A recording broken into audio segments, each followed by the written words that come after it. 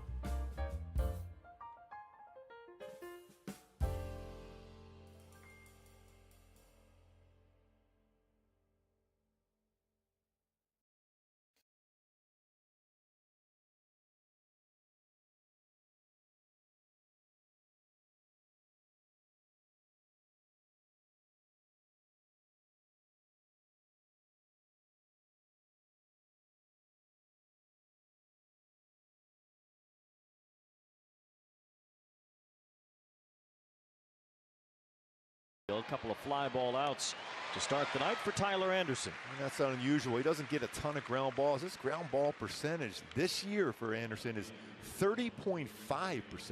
Coming in his career is 40.1, so he's getting a lot more fly balls and less ground balls. Good chance between both starters, Anderson and Ryan Nelson for the Diamondbacks. We'll see a lot of fly balls today. Here's Lourdes Gurriel Jr. His fly ball last night landed in the bullpen for a grand slam. It was the decisive blow for the Diamondbacks yesterday in their 6-2 win. He's got some pretty good career numbers against the Angels too. A dangerous hitter. He's hit a lot of grand slams over the years. in recent history for Gurriel. He has 6 grand slams out of the 81 home runs he's hit in his career. He has the most grand slams in the majors over the last few seasons and does well against the Angels, as you said.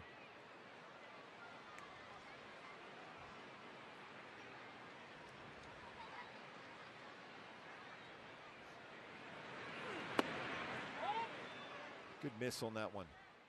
So now you have him set up. It's a 4-seam fastball upstairs. You could try to have that changeup go down and away off the plate. And then with a cutter on the inner half.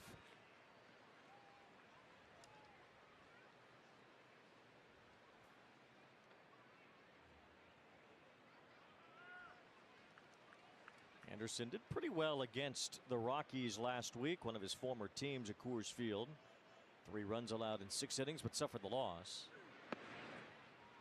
That was a good change up there. It's a pretty good take by Gurriel Jr. on that one, because that was a good spot, especially after you went fastball up, cutter in, and then change up down and away.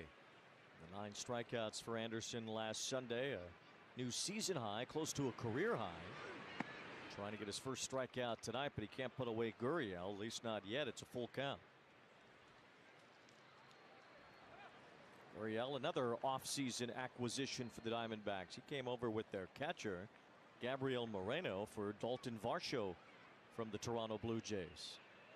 It's really been a trade that has worked out for both teams, but maybe more so the Diamondbacks, with the way Gurriel is hit and the way that Moreno is caught.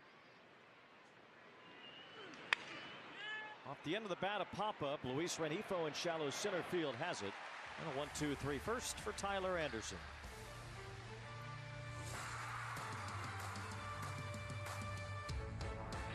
SiriusXM.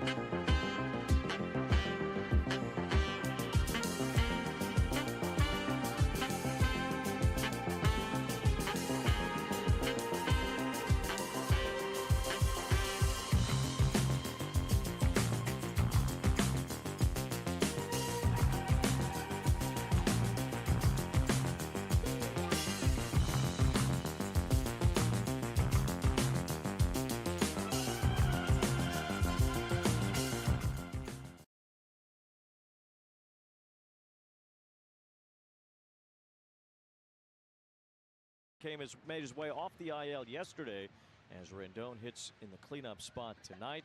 Still no Brandon Drury in there. That shoulder that he dinged up a couple of days ago giving him some fits right now. The Angels hope to have Drury back in the next day or two. Ryan Nelson, his fastball 92-97, cutter, changeup, slider, curveball. 4-4 with a 4.97 ERA. Whip at a pretty high 1.45.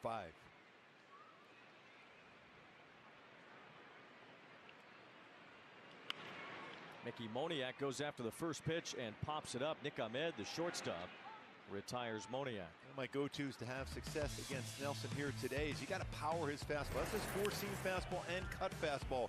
9 home runs allowed versus those 2 pitches, and you got to have that middle of the field approach versus changeup. It is a very good changeup. It's a 167 batting average with 7 Ks and a 30.4 whiff percentage.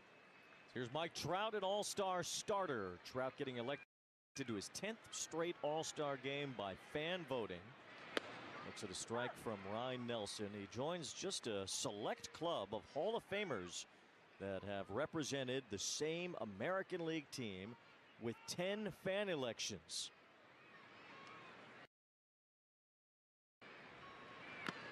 It's Cal Ripken Jr. with the Orioles, George Brett with your Royals, and Ken Griffey Jr. with Seattle. And that's it. Mike Trout now with the Angels joins that group. And that's 3 Hall of Famers with Mike Trout. Probably will be 4. Yes. Trout has been on such a Hall of Fame trajectory over the course of his career that if he retired today, right now during this at bat, which he won't, but if he did, he would still be going to Cooperstown.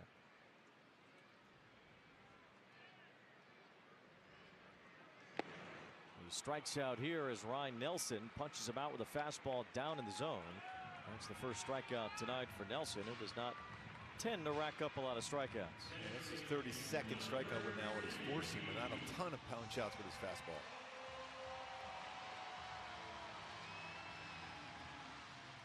Our Kia player profile as Shohei Ohtani digs in. 15 home runs in the month of June. He was electric. He will certainly be the American League Player of the Month for June. 25 extra base hits, 21 walks. First player to accomplish all of that in a single month. That is unreal. You just go back to the history of the game. Tell you what's unreal is that he had a .952 slugging percentage in the month of June. That is the 3rd highest in history for the month of June, behind Babe Ruth, who did twice a little bit better than that. He's ahead of Lou Gehrig, who's now 4th and 5th on that list. Think about the names that we constantly see Shohei matched up with. He also ended up with the 5th highest OPS in the month of June in the last 100 years. The others on that list: Ruth, Gehrig, Rogers, Hornsby. That's incredible names. I had a feeling we might try to drop that changeup in there. It's worth noting that those guys were incredible. They were the first group of Hall of Famers. Can't say enough about those iconic legends. But the pitching's a lot different now than it was 100 years ago, and you see a lot more of it. Here's a high fly ball straight away center field. Fletcher is backpedaling toward the wall, makes the catch right in front of the fence in straightaway center. Ohtani gave it a ride, but Dominic Fletcher catches up to it, and it's a 1-2-3, bottom of the first for Ryan Nelson. Hey fans, I'm breaking down MLB.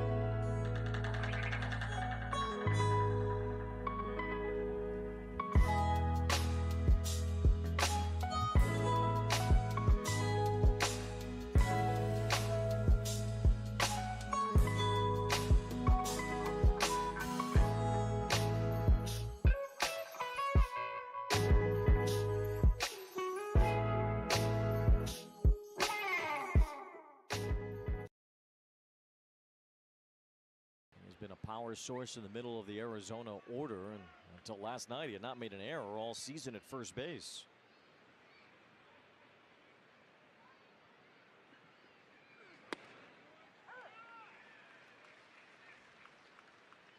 Tyler Anderson sends in a strike, and it's 2 balls, 1 strike on Walker. Seeing some fastballs usage early here for Tyler Anderson. Walker fouls this one off. Walker is from Norristown, PA. You familiar with it? Yes. Not too far from where I grew up. Tommy Lasorda. Tommy Lasorda, yeah, not too far from where Mike Piazza grew up also. Gino Auriemma, too, from Norristown. A lot of good Italians from Norristown. That's really the whole point here. There's a lot of good Italians. I knew you were going to bring it all together. Great Italians from Norristown, Pennsylvania. Yes. As we would say, Norristown. Norristown. Not sure of Walker's Italian heritage. I am sure of the Fletcher's Italian heritage, though. David and Dominic both playing, brothers on each side, and a couple of Italians. Sticking with a lot of fastballs here so far against Walker.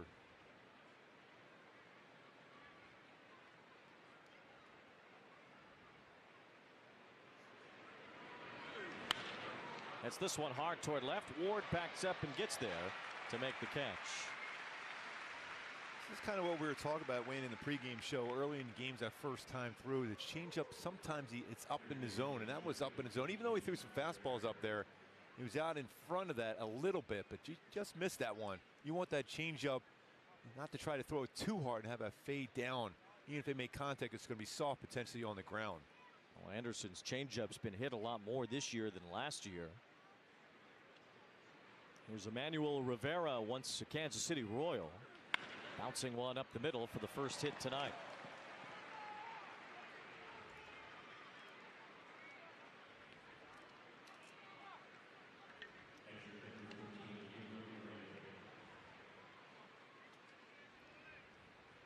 So Rivera is on. Anderson's opponents this year have hit .312 off his changeup, .179 last year. And he was an all-star. Gabriel Moreno, the catcher for the Diamondbacks. Moreno has not hit much yet at the major league level. They think he will. He has done an excellent job behind the plate in his rookie year. And he's a big time prospect from over there in Toronto at one point. And when they were able to pull that deal off, they were thinking this kid's going to be a star for a while. And it looks like he's got that potential.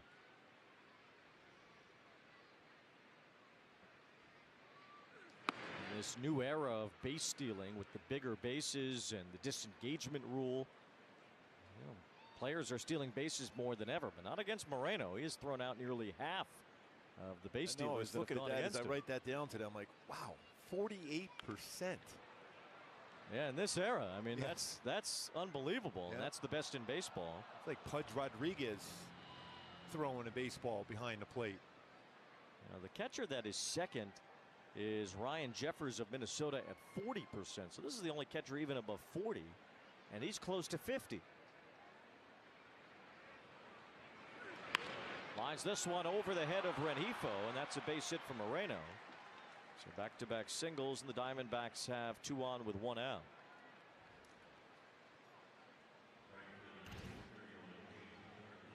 It's a cutter. Middle part of the plate, went back up the middle, just gets it over the head of Rengifo.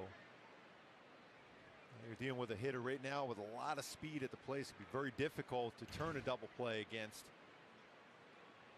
Standing speed. 4 triples, 17 stolen bases.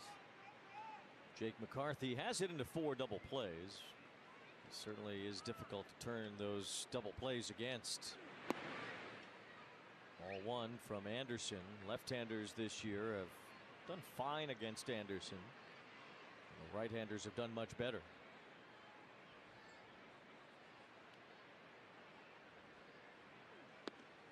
Drops down sidearm, and now it's 2 balls, no strikes on McCarthy.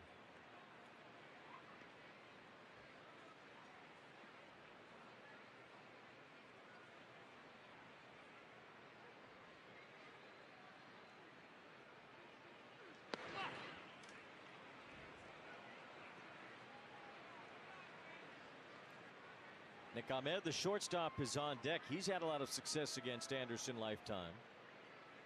Anderson has pitched 26 straight innings against the Diamondbacks without allowing an earned run.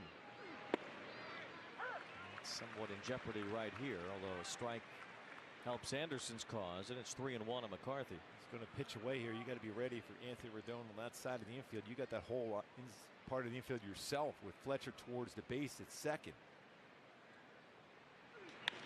Bouncing ball to first. Renfroe slipped a bit, but gets a good throw off to second base for the force out. And Moreno is forced out at second for the second out of the inning. That would have been a very difficult double play to turn on the speedy McCarthy, a 3-6-1 attempt. But Hunter Renfroe, trying to learn first base, really has barely played there in his career. Able to at least get his feet set again after the initial slip, catch that ball, and make a perfect throw to second. Made a couple pretty good throws to second. He was out earlier today working on that also. Just those throws, you know, for the 3-6-3 or 3-6-1 double play, just making plays at short hop throw to first base, all those little things that come into play, because as a first baseman, you're always involved in action. Big hack by Nick Ahmed, who comes up empty. His job of being a firm throw. You're not going to be able to get a double play turned anyhow. You just want to make sure you get that force out, because you keep a force out in play. Because you got to believe at some point with 2 strikes, even though Ahmed has had good numbers against Anderson, they might be on the move here. Ahmed hasn't hit much this year, but a .385 lifetime hitter against Anderson.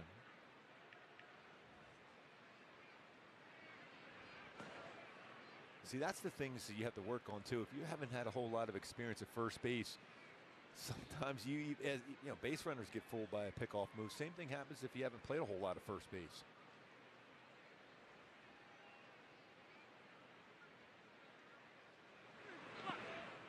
Good job by Theis keeping that ball around home plate. It's 2 balls and a strike on Nick Ahmed. Ahmed has been the longest tenured Diamondback. Traded to Arizona from the Atlanta Braves 10 years ago. He's always been a great defender at shortstop. Can run a little bit also. 3 balls and a strike. Ahmed has won some Gold Gloves in his career, a couple of them. He's had some good offensive years, largely though has not been a huge factor offensively in his career. It could be a factor here as Anderson tries to work out of some trouble. A couple of 1-out hits. McCarthy bounced into a fielder's choice, so now 2 outs. And Ahmed with a fly ball. Mike Trout is there. He waits for it, and Tyler Anderson works out of a couple of base hits in the second as the Diamondbacks stay off the board. Hi, I'm Adley Rutschman, catcher for the Baltimore.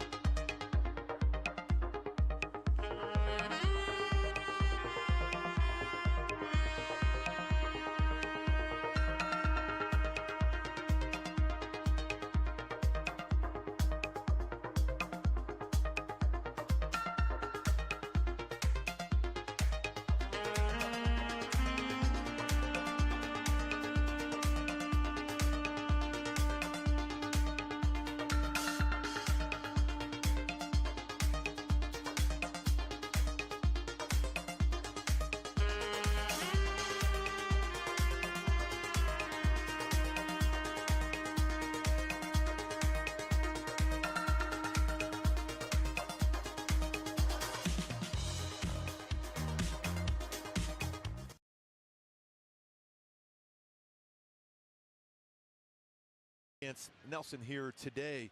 He's allowed 10 home runs, 83 in the third innings pitched. A lot of leaving left for the Angels here today as far as the home run ball. Anthony Rendon on the first pitch hits a bouncer to Nick Ahmed. Former Gold Glove winner retires Rendon. And there's one out here in the bottom of the. Taylor Ward will be the batter.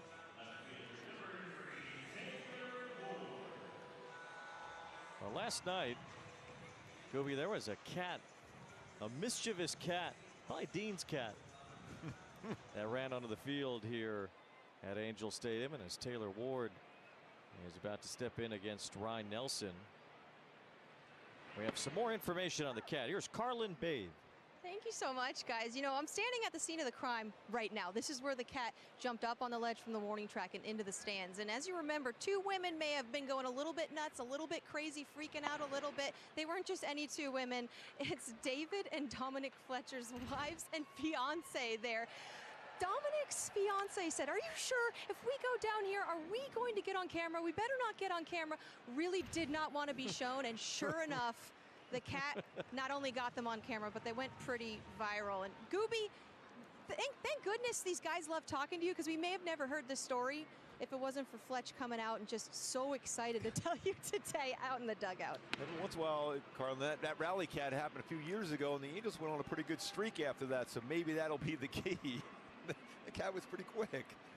Yeah, well, somebody let that cat out of the bag, and I don't know who, but gave Dominic's fiance and David's wife a good fright here last night. The cat slid right underneath Dominic's fiance over in those seats on the third base side.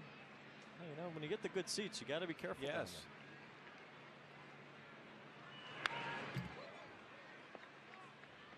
You want to dissect the form of the cat here? Oh, that's some tremendous skills right there. Leaping ability.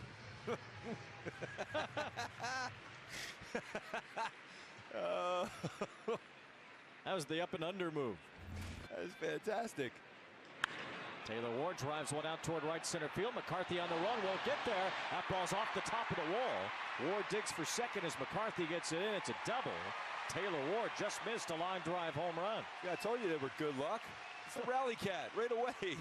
Double off the wall for Taylor Ward. And the Angels have their first hit tonight. By the way, that was probably about a 40-degree launch angle for that cat. And here, speaking of a launch angle here for Taylor Ward, drives it the other way. Just right at that yellow line to go above it for home run. Just missed maybe a foot higher, and that's a home run. Instead, a double for Taylor Ward, and Matt Thaiss will try to give the Angels the lead against Ryan Nelson. Nelson had a good outing his last time, faced the Giants, worked 7 innings, allowed 1 run. He's had better outings on the road than he has at home. His ERA at Chase Field above 7 this year.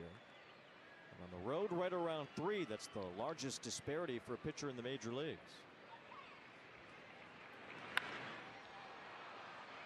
Anything to that when you have home road splits or left right splits? Any of those kinds of splits that make sense to you? Sometimes it's the comfort of being able to throw on the mound at home and able to have a little bit of a breather sometimes before you go out to the mound. At times on the road, you throw your bullpen, you're ready to go. You might have a long top of the first inning before you go back out there. So even if you look at Shohei Ohtani, I mean, he's been dominant at home. He's been great everywhere. Don't get me wrong, but he's much better at home. This guy's the opposite. Yeah. He's been bad at home and good on the road. And the same thing, but you got Gallen, who's on the mound tomorrow, great at home, but bad on the road. Thaiss rolls one over, moves Ward to third, but Thaiss makes the second out. And depending on what, I mean, especially when you look at the ballpark where he pitches at in Arizona. I mean, it's a fly ball ballpark, and he gives up a lot of fly balls. He's not a ground ball guy. So if you're a lot of fly balls, a lot of those baseballs hitting the air end up going out, and that's why you see the difference in the numbers, you know, at home as compared on the road. Now you look at Gallen, when he gets the ground balls, that ballpark's okay for him. I mean, he's a great pitcher every ballpark, but he's a little bit higher numbers on the road than he is at home in Arizona. The Angels will get their first look at Zach Gallen tomorrow. Gallen has been tormenting the National League for a few years now, but He will get his first start against the Angels, and Reed Detmers will pitch against Arizona tomorrow.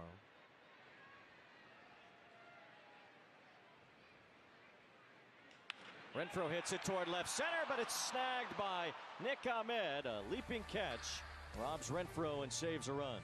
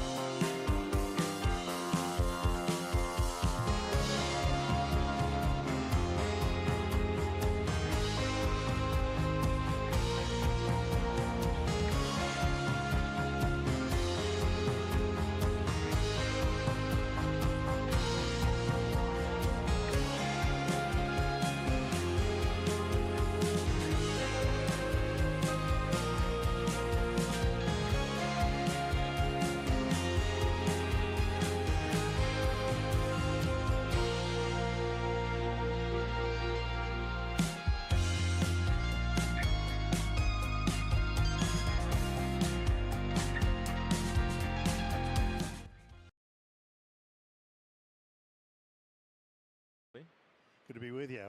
How are you, Wayne? What's up, Bobby? Long time no see. I know. Yeah. I maybe saw you about 2.5 minutes ago, I think. Good seeing. Hey, it looks like Tyler has his stuff working. They're having full swings at him, but weak contact. That's good. Bottom line is he's using his fastball a little bit more, too. I think that'll set up his secondary pitches going forward. His pitches he's going to go to in the big moments, cutter, changeup, if you show them so early, well, then they're not as effective as the game progresses. That's why the fastball command early was big for him. Yeah, and dropping down on left-handers like that is a nice little piece. And, you know, this is Fletch with Fletch at shortstop. Let's see if we get a ground ball to the brother. Dominic Fletcher with his brother David playing shortstop. I would say that, Bobby, Dominic's the more Italian-looking of the two, wouldn't you think? Do you agree with that? Well, you know, I was with their mom the other night, and she's very Italian looking. So, yeah, I think Dominic's pulling it off.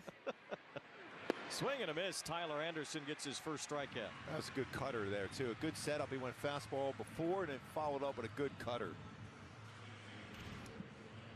Yeah, that's all of his stuff. This little cutter away, nicely located. Yep. That works. Again, Bobby set up by a fastball the one before. You have to make hitters aware of your fastball, especially when you're not overpowering with one. Ketel Marte looks at a strike. Normally Corbin Carroll bats leadoff for the Diamondbacks. He's been out so far in this series. Thank you. Yeah. When your best player isn't in there, how does that affect the way you manage and how you build your lineup? Well, you know, he isn't totally established as the best player yet because he is a rookie. He's probably going to win the Rookie of the Year hands down. And the players respect the fact that he's that good. But everybody else is trying to make their mark, too. Well, we just saw Torey Lovullo. He's done an outstanding job with this Diamondback team. He was already been a Manager of the Year with Arizona, but he's done a real nice job with this core of young players coming up and being aggressive with them. You know that Wayne, you can appreciate the old Frank Sinatra song where he said, regrets I have a few. I interviewed Torrey to be a bench coach when I was up in Boston, and it was a quick interview, and I should have hired him. I didn't, and that's one of those regrets. 2 balls, 2 strikes on Ketel Marte. How could you not hire the Italian guy? What is this? Because I didn't want it to seem like I was hiring the Italian guy. You know what I mean? That's what it was all about. Oh, hell, he's just hiring the Italian guy. Full count on Ketel Marte. But he has done an outstanding job, and this is one of the really good young teams in all of baseball, developing together. It's fun to see guys grow together, and you know, when we have our young guys back and healthy and growing together, that'll be fun to watch in the Angel uniforms too. Yeah, it's good to see for around Major League Baseball for a team that, you know, took some lumps there for a while, but they were developing players and making sure they were at one point they're going to be very, very good, and they've hit that spot right now. They're leading the division. The division has the Dodgers, the Padres, and the Giants in that division. Good battle here as Marte works back from an 0-2 count, made it a full count, and now he's fouling pitches off. There's Carroll, an all-star starter. First time ever that there's been a rookie starter from each league voted in by the fans. Carroll for the National League, and Josh Young, the Texas Rangers third baseman in the American League. I saw him out in batting practice today. We might see him tomorrow. Line to center. Mike Trout backs up a few steps and handles that. Yeah, he plays well on defense, hits the ball at all fields, hits for average, hits with power, runs the bases extremely well. He's a player you really do want to see. I'd love to see him play tomorrow in a Diamondbacks loss. That'd be cool. Yeah, that's fine with me. Fine with me. I mean, they have some outfielders that can cover some ground too. When he's back and playing, wow, they cover a lot of ground. There's one right next to him, Alec Thomas, who's not in the lineup today either. Kyle Lewis is the DH as he fouls one off. And he's a guy that can cover some ground too in the outfield. So they have some dynamic outfielders that can bring back some baseballs over the wall or even ones in front of them. Yeah, their draft was concentrating on athleticism, and they have athletes playing the game of baseball. It's good to see. It's almost like they saw the rule changes coming because they have these guys who can steal bases, cover a lot of ground, left-handed batters, a lot of them. And you know you're going to be rewarded, you know, because the shift is no longer there. So ground balls can get through the hole, especially with speed at the plate. So it really changed the dynamic. I mean, it's a team that goes first to third extremely well. They steal bases, they make contact. Not a ton of power. They have some power, but they're really good as far as putting the ball in play. Yeah, Wayne, you were right. They got a little heads up on the rule change and started drafting them 5 years ago. Now they're in the big leagues, and you know, it's a good look. This team, as Tampa Bay is, as the Angels are, it's a good look to see athletes playing the game, not just guys who are sluggers. 3 balls and a strike on Lewis as he takes ball 4. So Anderson walks Kyle Lewis ahead of Lourdes Gurriel. Now Gurriel will bat with a man aboard. Those 2-out walks. That was a problem last night, trying to avoid that. Yeah, it's been haunting our pitching staff this year, and I don't know if it's the pitch clock that you get that 15 pitches into your repertoire and you try to make that one pitch and you don't make it, you lose them, and now you start getting into your tank of reservoir. It's always good to get a timeout. That against Lourdes Gurriel, whose grand slam yesterday was a big blow for Arizona. I think part of it too is a lot of times as a pitcher, for whatever reason, when you get those first 2 outs, you kind of think you're through the inning, and then you lose focus. And so often you see with 2 outs and it goes 1-0, 2-0 right away because you already thought you're through the inning, and then you got to try to refocus. And before too long, then all of a sudden you have a base runner. Yep. You ever get 40 love in tennis? And the next thing you know, it's 40-40, right? You start thinking about winning. You start thinking about getting in the dugout instead of completing the job. You got to complete the job. Bouncing ball could complete the job here for Anderson in the 3rd, and it does. Luis Renifo throws out Gurriel to end the inning.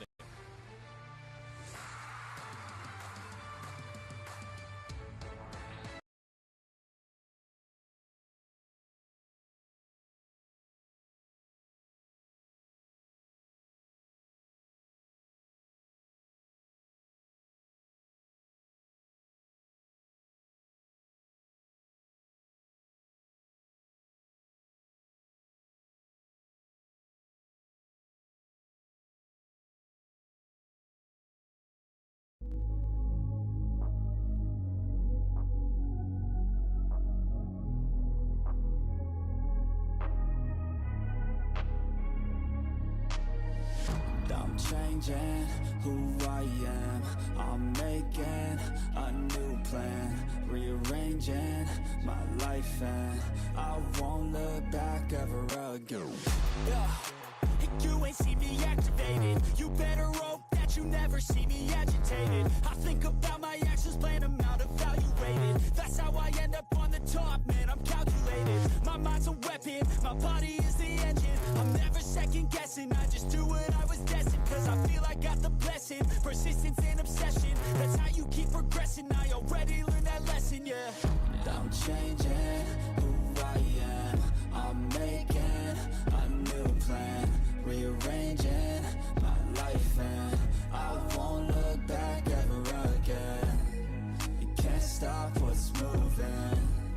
You can't stop what's moving. I'm changing my life, and I won't look back ever again. No fear, see clear, you deserve to be great. I know it feels like things get in your way. Push through those walls and the others. When you're compared to Trout in any way, things must be going pretty well for you. And he plays the game just like Mike Trout. Everything he does, he's playing hard. He covers a lot of ground in the outfield, but everything he hits, he's flying down the line. Yeah, that elite speed really allows you to do things in the game that others just watch. And Michael and Corbin have that elite speed that's being measured every time they go down the line. Ball and a strike on Luis Rengifo, playing second base today. We saw Eduardo Escobar playing second base last night. Escobar and Mike Moustakas traded to the Angels over the last week as his team, Bobby, tries to fortify its roster, adding some veteran players. Yeah, veteran players who are well liked in the clubhouse, respected around the game of baseball, and have still have bullets left. There's a bullet to get out of the way from near the Angels dugout. You see that late swing because Nelson will throw his changeup a little bit more to left-handed batters, so a couple of changeups, and you see how late he is on that fastball there. But again, good job of staying alive for Rengifo, hoping for a pitch in the zone now.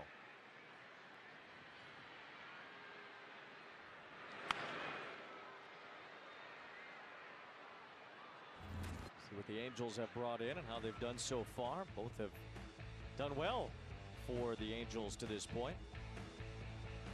Only going to get better too. Now you have Anthony Rendon back in there. You're going to get Zach Neto at some point, probably right after the All-Star break. So you all of a sudden you have that depth, and it becomes even more difficult for Phil Nevin to find at bats. But all these guys have bid into, and they talked about even on the plane ride back, how important it is to win, and they'll find their at bats as long as they get a chance to help the team win a game. Phil Nevin looking for Drury to be back in there. Rendon just came off the IL last night, and we saw Neto on the field today. It looked like he's starting to ramp things up. Yeah, taking ground balls, underhanding the ball to second base, had a few quick movements, which I was surprised to see. Seems like he's on the mend. Rengifo strikes out as Nelson pulls the string on him. Second strikeout for the Diamondback right-hander. That is such an outstanding changeup he has. I mentioned earlier, whiff percentage over 30%. He's not a big strikeout guy, but he will get strikeouts with his changeup. And it will go away from left-handers and into them. That one just cut a little into Lewis, and he was hoping for a foul ball. It didn't work.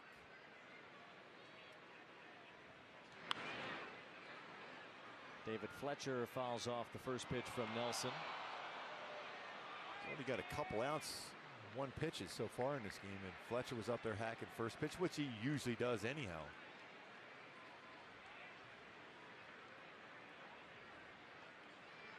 The Angels bats tend not to wait around. They'll get their swings early in counts. It's kind of a Corey Seager-like approach, a guy who's just jumping all over the first or the second pitch and getting a lot of hits.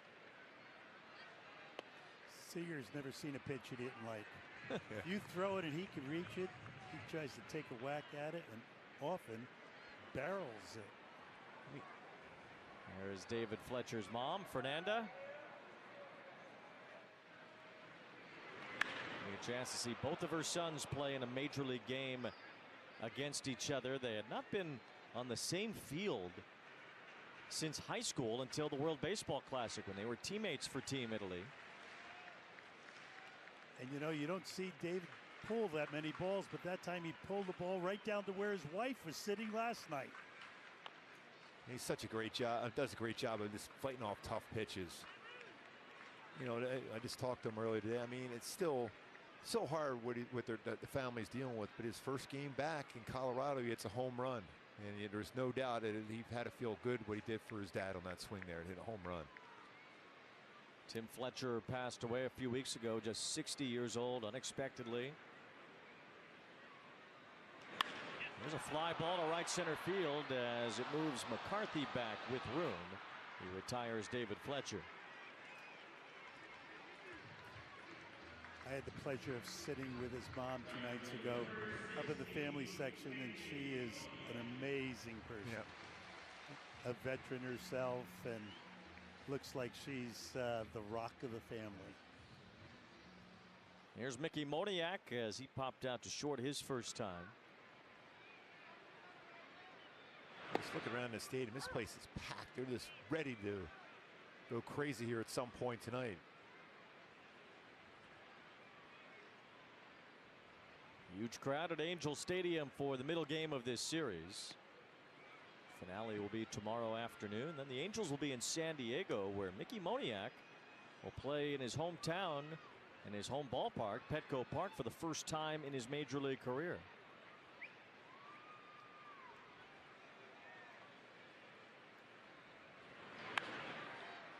Pops this one up. Can't see it. McCarthy, the right fielder, is calling everybody off. Walker, the first baseman, didn't see it at first, but McCarthy does, and that ends the inning. Hall of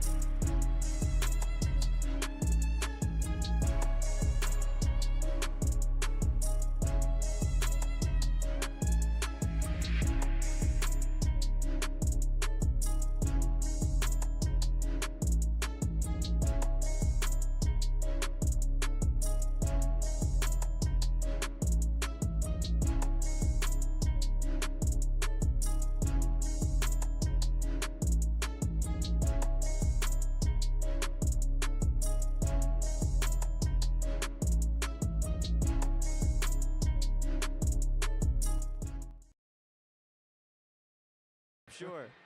Yeah, I guess. There's a few things that Bobby Boo took out of me. He played for me that last year in 1999. And the backstory is real quickly. Tommy Lasorda and I agreed on trading Mel Rojas, a pitcher making $5 million, for Bobby Bonilla. And that was at the end of the season in 1999. Easy fly ball to right as Moniak will make the catch. The problem was Bobby was getting paid for 2 years. Mel was getting paid for 1 year. Tommy agreed if we didn't like him, the Dodgers would take him back, and that's when Tommy was the general manager. Well, what happened during the winter? He lost his job as general manager. New general manager came in. My general manager, Steve Phillips, at the time was having a little personal situation. He didn't go to the winter meetings, so the trade was made without the stipulation of the Dodgers taking him back.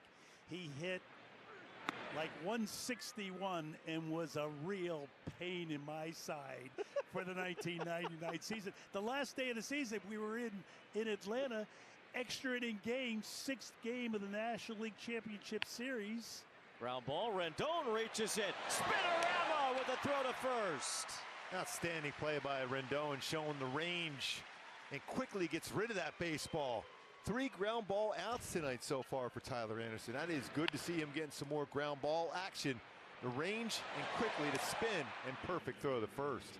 Great play by Anthony right there, showing all of his range, which is needed to be seen often. But let me just finish that thing. The last game, it's extra innings. It's game 6 of the National League Championship Series. I look around, Bobby Bonilla's playing cards in the clubhouse with Ricky Henderson.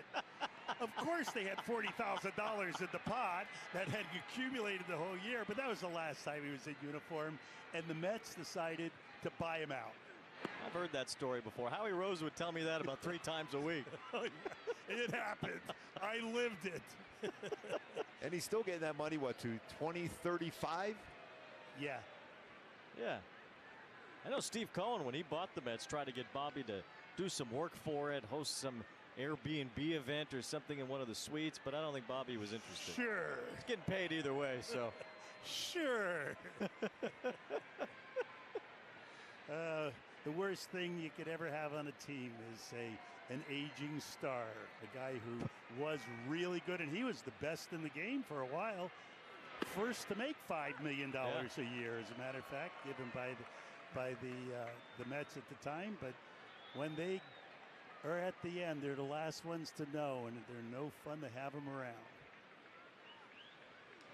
Gabriel Moreno hits one to right for a base hit, a 2-out single. He's 2 for 2. Yeah, up the middle for one hit, and then right center with the next at bat. Impressive for a catcher, a great defensive catcher. So Moreno's aboard, and Jake McCarthy will be the batter. You know, the Diamondbacks gave a lot of deferred contracts away when they were first starting. All those guys they brought in, Randy Johnson and Kurt Schilling, Matt Williams, they all got deferred money. Yep.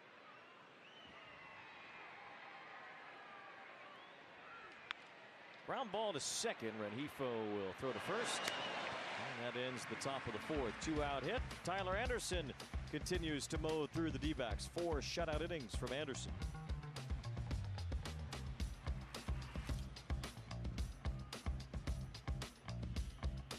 Hey fans.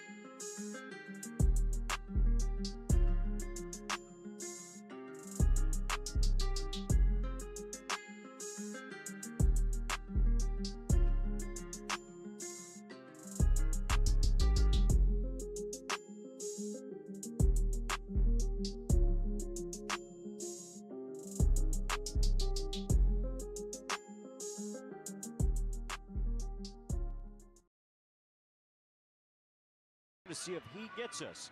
For more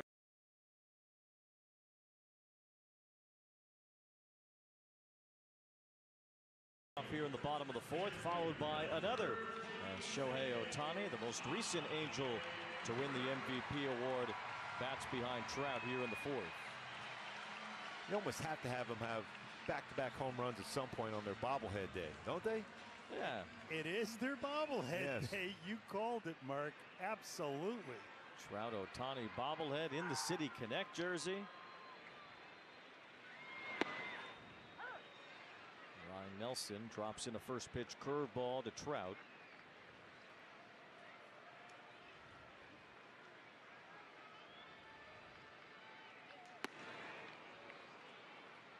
That's a pretty good sequence. 74-mile-an-hour curveball followed by a 94-mile-an-hour fastball upstairs. Separation of 20 miles per hour.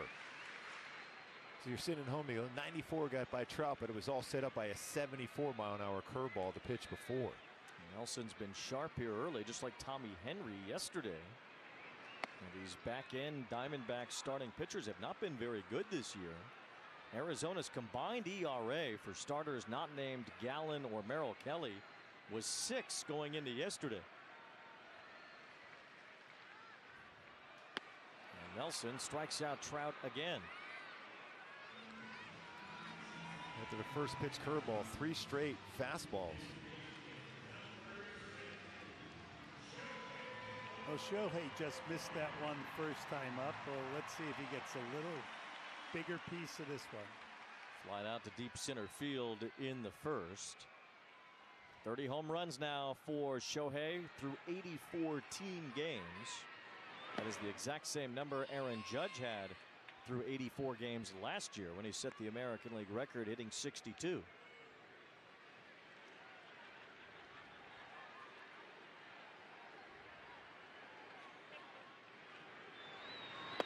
It is amazing to just watch all the fans in the stand, the anticipation they might see history any given swing for Shohei Ohtani. It has evolved as the season has gone along, the buzz in the ballpark for each of his at-bats.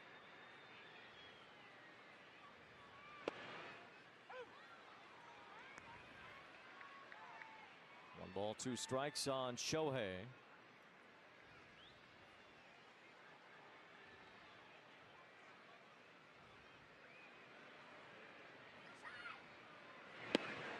That was a pretty good pitch there. Just a little below the strike zone, but at 97. That's an unhittable spot. 2 of his fastest pitches of the game. He's painting. He missed, I guess.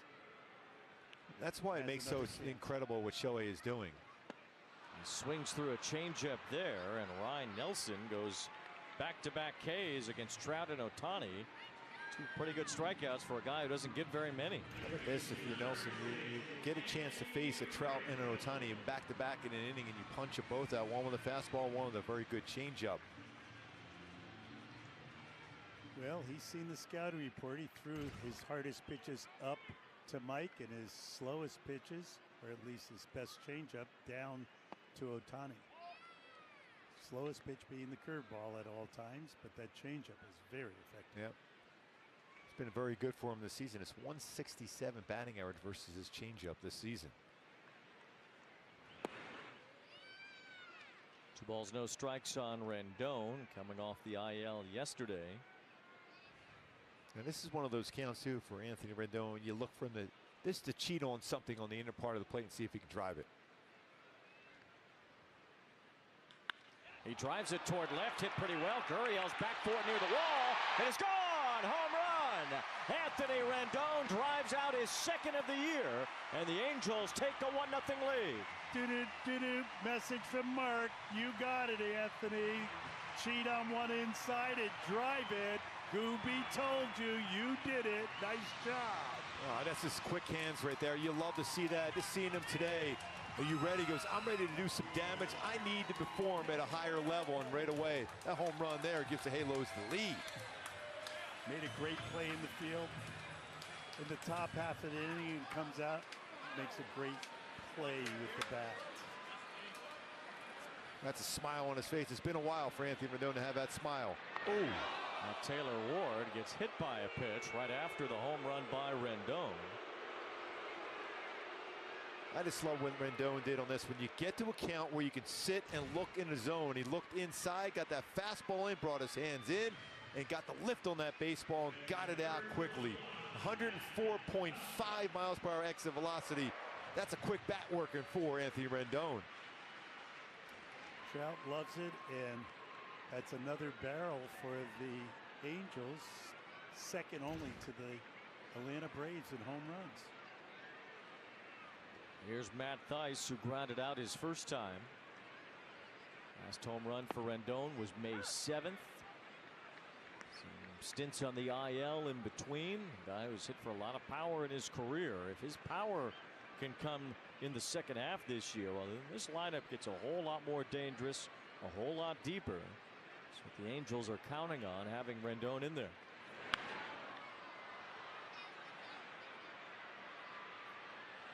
Rivera doesn't have a play on that pop-up from Matt Thaiss.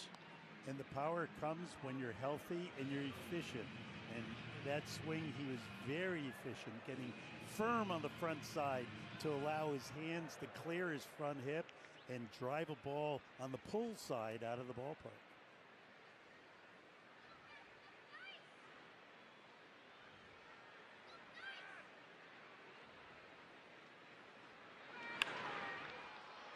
Toward the left field line, long run. Gurriel got a good jump, slides, and he makes the catch. And a great effort by Lourdes Gurriel Jr. in foul territory. Talked about how those outfielders can cover some ground. You're talking about some serious ground covered on that one. The Angels have the lead thanks to a home run. Tony Fourbags. Anthony Rendon's second homer makes it 1-0.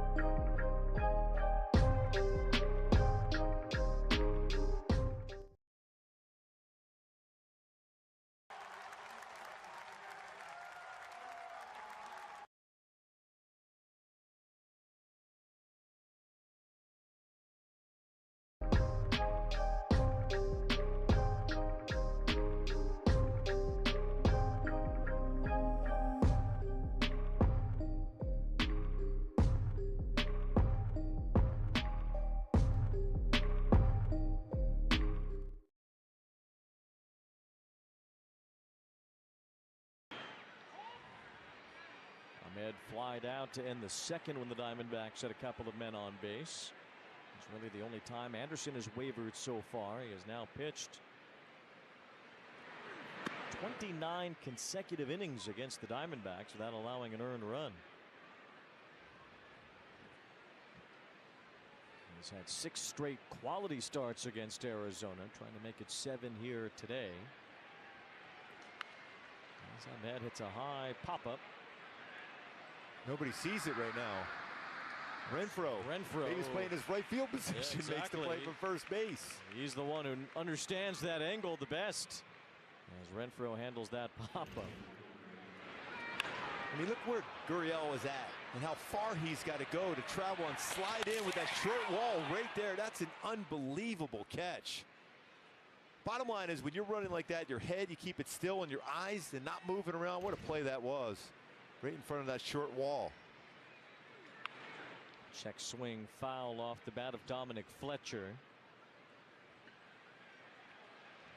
Feels like we know Dominic's story because we know David's so well. Dominic was a second-round pick out of the University of Arkansas. He was the Orange County Register Player of the Year back in 2015 out of Cypress High School, just like David.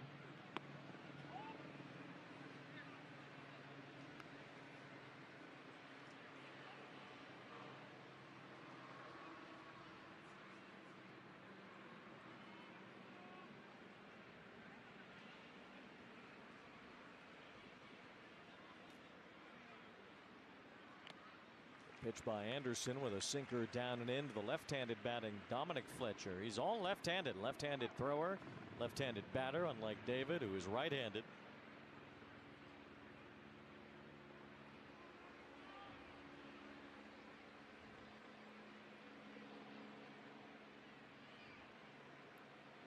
Boy, sinker in, then he tried to get him to chase a cutter away. We got him out with a cutter the first time up.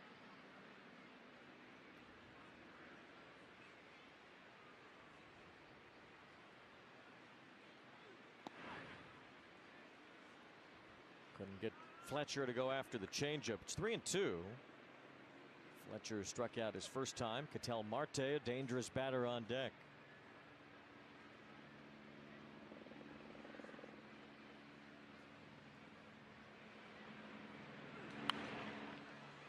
Let him expand a little bit on that cutter. Got 28% cutter usage tonight. Oh, a little bit more than that now with 29.5 with that cutter. See Anderson calling his own pitches through the pitch com in his sleeve. Fletcher pops this one up. Thaiss will run out of room.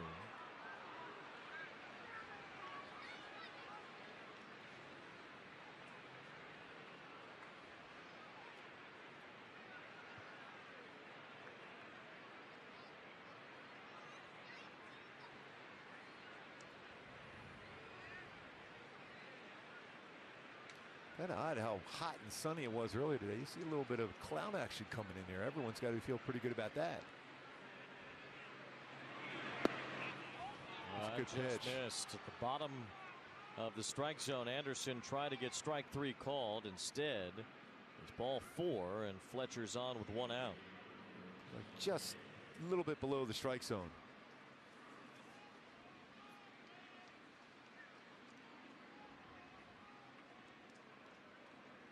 Sends it back to the top of the order. Here's Ketel Marte, 0 for 2. Hit the ball hard his last time. Lined out to Trout in center field. Loops this one to left center field. That's a base hit. Fletcher will hold at second base. After the 1-out walk, Marte singles the tying run into scoring position. And you're going to get that soft contact on occasion against Tyler Anderson. That's last season. He had some of the best as far as exit velocity off the bat, as far as slow exit velocity off the bat, and a lot of soft contact. It's been a little bit different this year so far, but in this game he's been very, very efficient. Already a big part of the game right now, especially after you get that home run. Make sure you put yourself in position to put up a 0. A great swing from Anthony Rendon. You want to make sure you put up a 0 and keep that lead and then try to add on. Kyle Lewis walked his last time, flied out in his first at bat. Off the end of his bat here, floats one to right center. Trout won't get there. It's a base hit. So a walk and a couple of soft singles, and now the bases are loaded for Arizona. And it's Lourdes Gurriel Jr., who had a grand slam last night, stepping up the bags full again here. Yeah, and this is a team that just doesn't strike out a ton. They make contact. Yes, it's not high exit velocity in this inning, but you're making contact, and you can find that big part of the field. That's what they did. That walk to Fletcher set this inning up right now, but you're looking for that ground ball double play. Anderson's only had 1 strikeout. It was to Fletcher in the 3rd. Gurriel hit his 6th career grand slam last night. Takes a strike from Anderson. Big numbers with the bases loaded lifetime for Lourdes Gurriel Jr.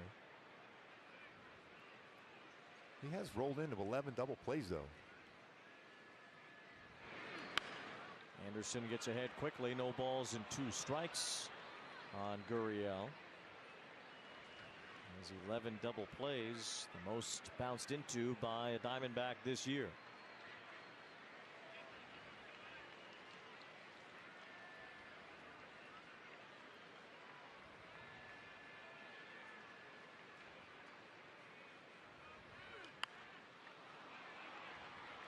Last night, Gurriel gave the Diamondbacks a big lead. They call it Pina Power. And Lourdes Gurriel Jr. sends one out, lets that hair flow.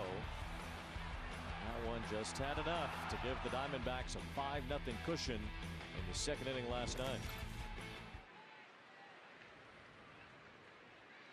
Anderson trying to avoid that same fate tonight against Gurriel. And it's 1 ball, 2 strikes.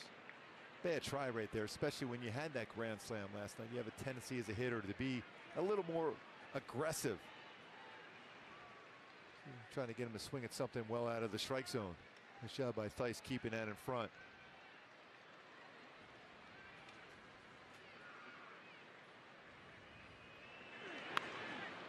Another foul ball. Good catch by a fan. Got a Mike Trout jersey on. Yeah, City Connect jersey too. Fits right in tonight.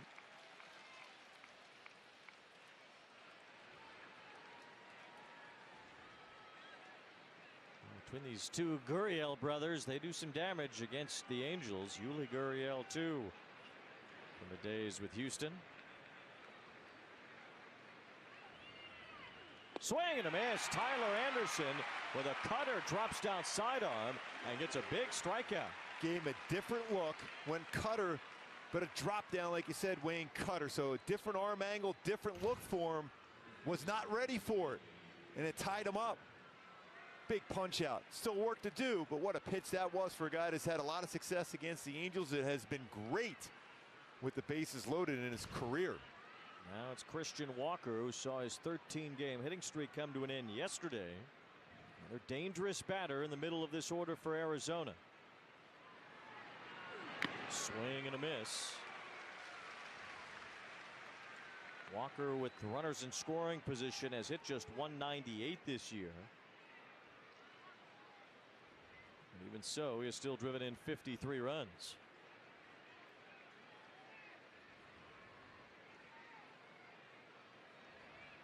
He leads the Diamondbacks in that category. Floats that one foul, and Anderson ahead.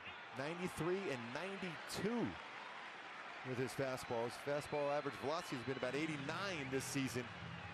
You can see that from Tyler Anderson. A walk and 2 singles, loaded the bases with 1 out. Anderson muscled up, got a big strikeout of Lourdes Gurriel. Now ahead of Christian Walker. It's no balls and 2 strikes.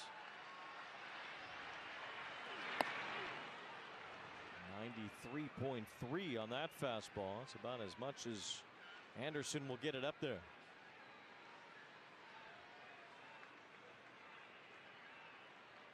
Trying to power through the end of this inning. Swing and a miss, strike 3. Tyler Anderson, what a performance with the bases loaded in the 5th. He strikes out the middle of the order. First Gurriel, then Walker with a changeup, and the Angels hold a 1-0 lead. Don't miss your chance to win at Birmingham Racecourse Casino. Open 24/7, so come on in for non-stop gaming action. You'll find the latest, hottest, most exciting games around. And you'll love the fun bonuses and big jackpots. Plus, you can watch and wager on horse and greyhound races from all over the world. Your best bet for big wins is just minutes away at Birmingham Racecourse Casino, where you can be a winner too. Birmingham Racecourse Casino off I-459, exit 31 Derby Parkway. Must be 21 or older. The official MLB Ballpark app. It's the best way to access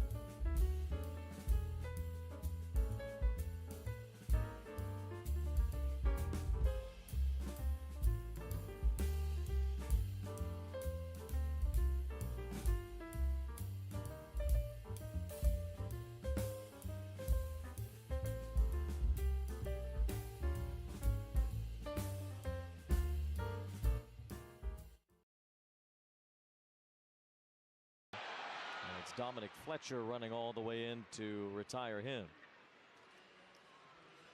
Boy, this is a great job by Tyler Anderson. Take a look at our play sense presented by Frontier. Cutter, drop down cutter. Gurriel Jr., who's great with the base loaded and against the Angels, and then drops the change piece after throwing 93 with his fastball throughout that at bat. What an outstanding job by Tyler Anderson here tonight. Needing this dominant performance has been great through 5. 30 straight innings against the Diamondbacks in which he has not allowed an earned run. He's up around 90 pitches, a little bit past 90 pitches to get through 5 innings. So it looks like he won't pitch the 6th. Rengifo with a hook shot to the right field corner. It bounces to the wall right by McCarthy. Rengifo gets to second. He'll stop there. It's a 1-out double.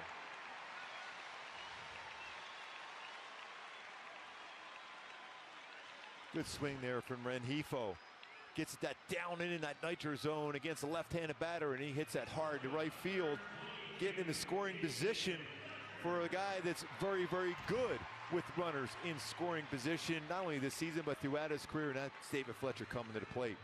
The Angels would like some runs as they look to protect this lead with their bullpen. They'll need at least 12 outs. So there's still a ways to go tonight. Sam Bachman, one of the many rookies that have come up from Double-A in that bullpen, throwing right now.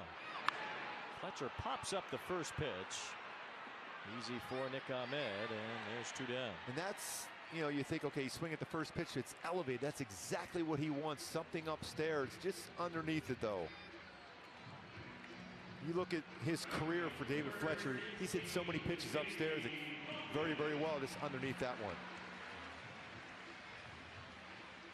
2 out. Here's Moniak. He's popped out and flied out so far against Nelson, who's done a pretty good job through 5 innings. All 3 hits he's allowed, though, have been extra base hits, including the homer by Rendon.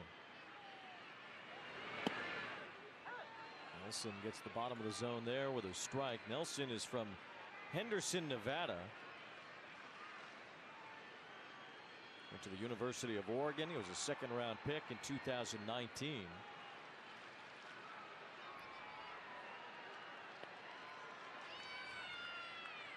These are the moments where Moniak has been so good. He's able to slow the game down.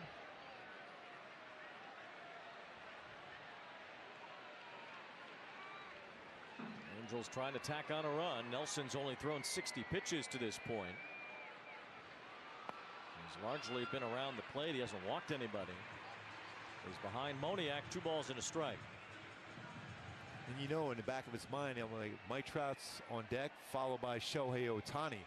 So if you're Mickey Moniak, you got to feel good about getting something in the zone right now. Well, Nelson's given up an 1100 OPS this year when the batter is ahead in the count. Moniak is here 2-1. And he hits a bouncing ball to the right side, caught up to by Ketel Marte, and Ryan Nelson works around a 1-out double. It's still 1-0.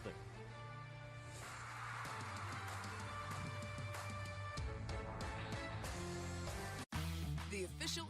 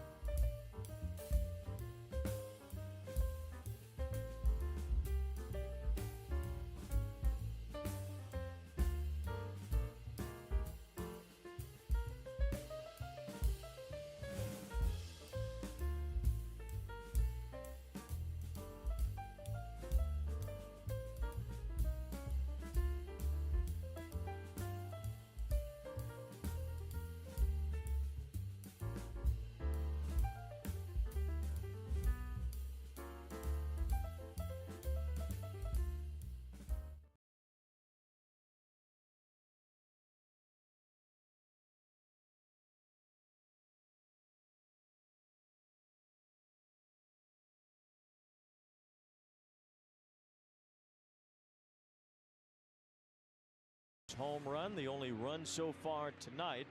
Tyler Anderson worked his way through 5 scoreless innings and now gives way to the bullpen as Sam Bachman takes over here in the 6th. Bachman with his fastball, we saw it on display now. It's been 97, 98. His slider has been really, really good. He also throws a curveball and a changeup. He's got 4-pitch mix and go deep in the game.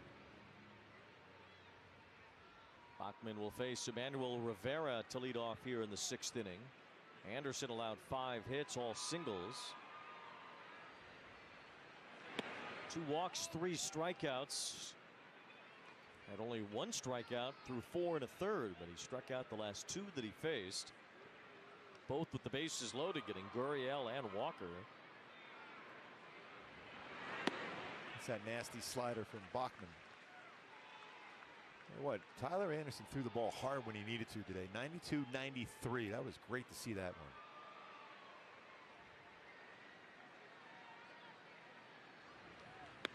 Two balls and a strike. Wonder, looking ahead to the Angels rotation here over the next week. And Detmers will pitch tomorrow. Then you have 5 games left before the All-Star break with a 6-man rotation. Good pitch by Bachman to get a swing and a miss. We know that Jaime Barria will pitch Monday. Shohei will pitch Tuesday in San Diego. And then Patrick Sandoval on Wednesday. And then there's only 2 games after that before the break at Dodger Stadium. Check swing, and Rivera held up. 3 balls, 2 strikes. So wonder if someone like Anderson will be available out of the bullpen over that series against the Dodgers. Yeah, especially when you have a long break being off on Sunday. Up the middle, and Emmanuel Rivera has his 2nd hit tonight. Leadoff man on here in the 6th for Arizona. Rivera and Moreno have had a big game so far. Already 4 hits combined between the 2. Here's Moreno now. He's 2 for 2 tonight. Quick word with Theis going out to the mound.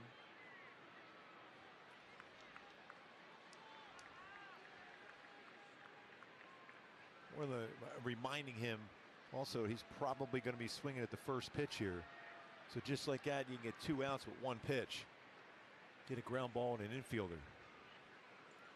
Carson Kelly, who had been the catcher for the Diamondbacks, was injured for the first couple of months of this year. So Moreno's had a long look, and he's done well. Kelly's back. He caught last night, but Moreno's in there today. I think Kelly would catch Gallen tomorrow, but we'll see.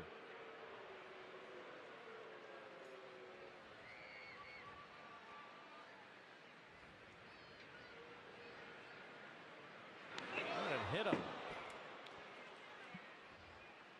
Bachman allows a base hit to Rivera. Now he's hit Moreno, and the Diamondbacks again have some traffic on the bases. Just got to round that slider. Some right on the tricep. Now you're in a difficult spot. 1st and 2nd, no outs, and you have somebody at the plate with a lot of speed. Now Wise goes to the mound.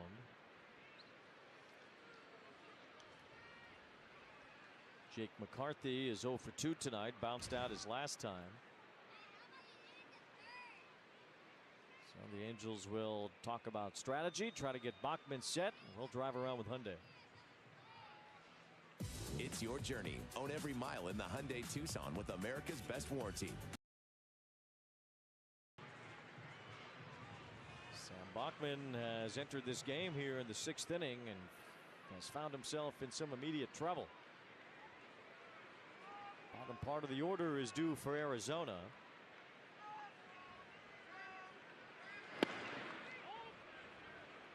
Bachman doesn't get the call in the inside corner.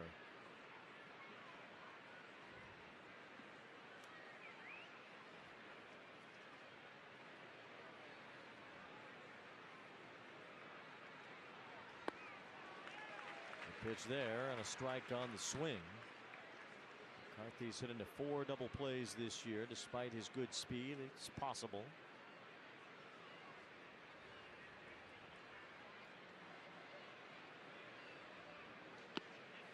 Good life on that fastball upstairs. Needs that punch out right now. 97 on that pitch from Bachman.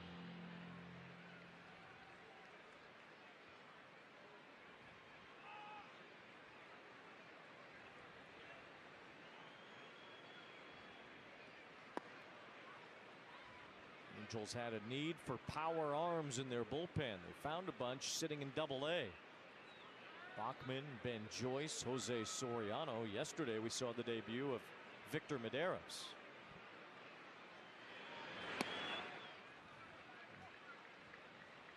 Bachman's gone to a full count now. It's 3-2 on McCarthy. Huge pitch right now. Don't anticipate any action on the bases for the Diamondbacks. It's a big pitch. Swing and a miss. Wow. McCarthy chased, and Bachman gets a big out with the slider. Boy, you got to like that. A lot of confidence. A 3-2 slider with first and second, no outs. Enough depth on that slider to get a chase. It's been about 88 with a slider. That was at 90. Now the batter is Nick Ahmed. 0 for 2 with a couple of pop-outs tonight. All 1 from Bachman. It's Ahmed, the number 8 batter, then Dominic Fletcher, the 9-hitter. Bachman trying to wiggle around the way that Tyler Anderson did a couple of times tonight, especially in the 5th. There's a strike. Creates a lot of leverage in his delivery too. Uses that lower half very, very effectively.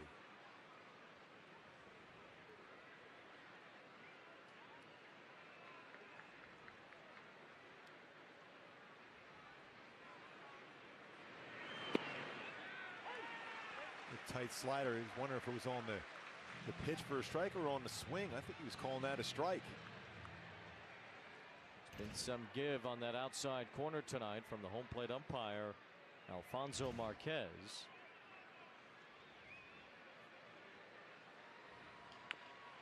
Slow bouncer to third. Rendon looks to second, and they get the out on a sliding Moreno. Close play, but Rendon keeps a force out at second base by getting a force out there. Rivera goes to third, and there's 2 down. That's important with Fletcher coming up at the plate, who runs very well. So you have that option as a middle infielder, having that play at second.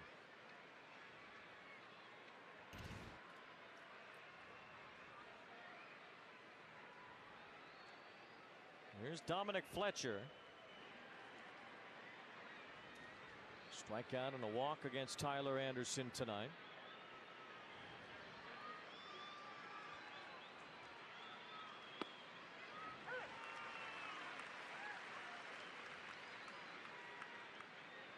Dominic Fletcher has spent a lot of time in this ballpark. First as a kid, supporting the Angels. Then as he got older, supporting his older brother.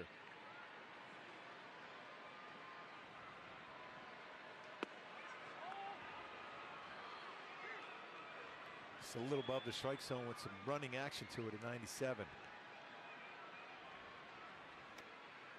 Hey guys, welcome in. I got 11 of y'all in here. Thank you for tuning in. I'm your host, Mav. I'm extremely tired right now. That's why I'm bringing you the live game audio only. And I just want to say thank you to each and every one of you that's tuned in so far. Remember, there is a 10 like goal on the stream tonight. If we hit the 10 like goal, then we'll move it up to an even 20. If you're new to the channel, if you like what you see in here, feel free to take an active part in the chat poll. I'll take that down at the bottom of the conclusion of the 8th inning. But more importantly, if you're new to the stream, click the subscribe button and hit the notification bell. It does work. And I'm glad that you guys found my stream. And I hope you guys enjoy the rest of the game. And we'll catch y'all soon. Dominic Fletcher, his 14th run batted in.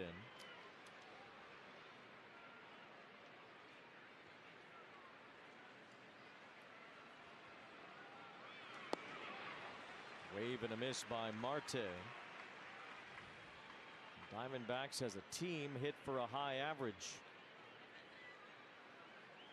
Second highest batting average in the National League, only behind Atlanta. Put out 7 hits tonight, all singles, and finally they have their first run. Now slash to third. Rendon has it. Look to second. Throws wide to first. Marte is safe, and the Diamondbacks take the lead.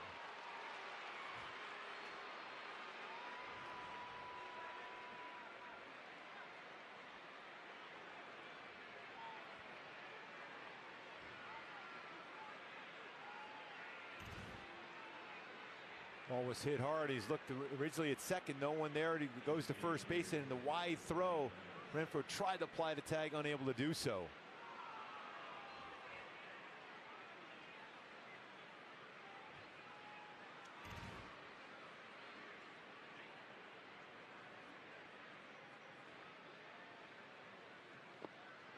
Now a ball that skips up on Theis, and the runners advance once more.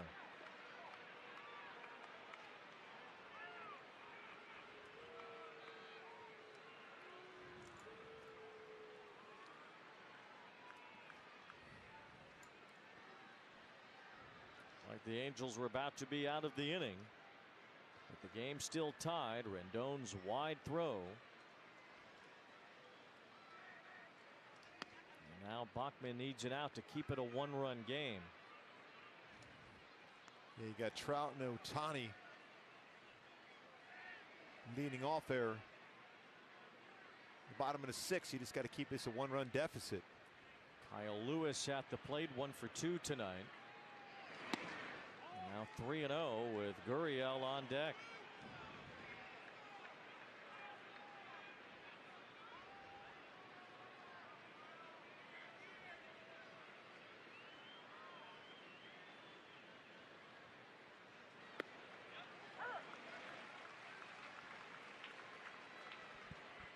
Laborious inning. Bachman's thrown 28 pitches.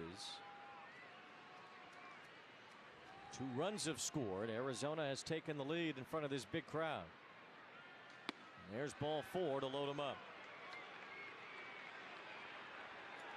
Third time Lewis has reached base. And here's Gurriel again with the bases loaded. Struck out his last time with the bags full, but he hit one out with the bases loaded yesterday.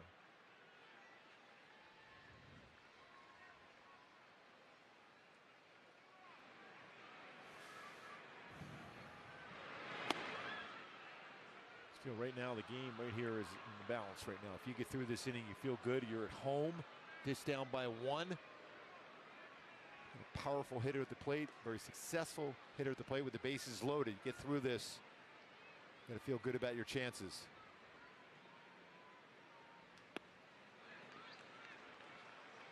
Bachman starting to miss the strike zone. 2 balls, no strikes.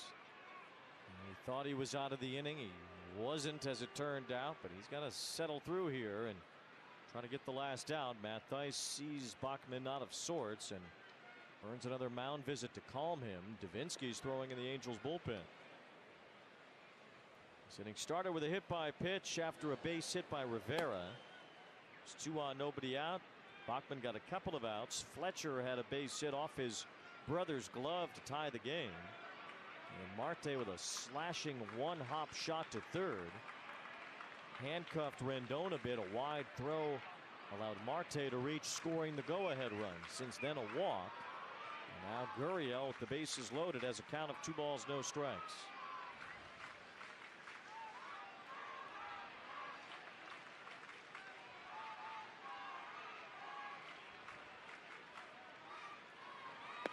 And it's 3-0.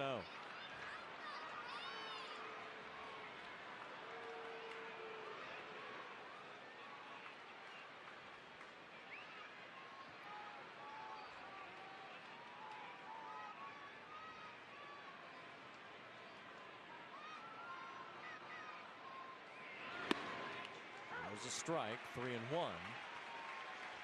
Shot now. With a quality pitch here and get this out.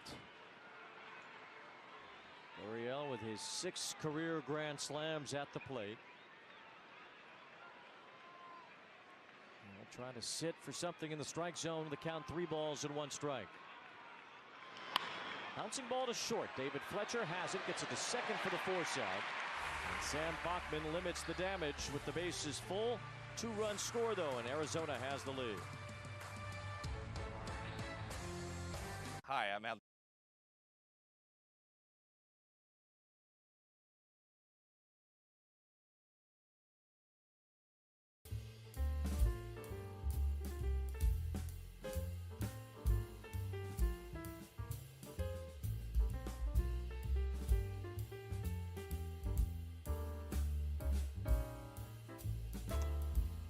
All right, guys, welcome in.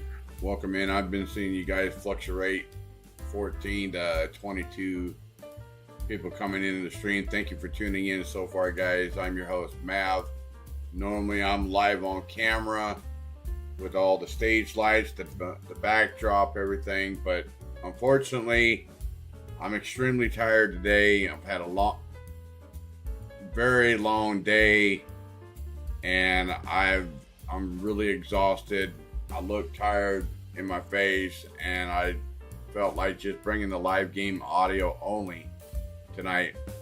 So hopefully you guys enjoy. If you like what you guys hear and see, hit the like button, guys. We got an active 10 like goal for the stream. The more likes you get, the more active chat polls the chat votes you get, the more the channel gets pushed. But more importantly, if you're new to the stream, you just found my stream tonight, make sure you guys hit that subscribe button, hit the notification bell, so the next time I do go live or a long form video or YouTube short, you guys will get the notification. So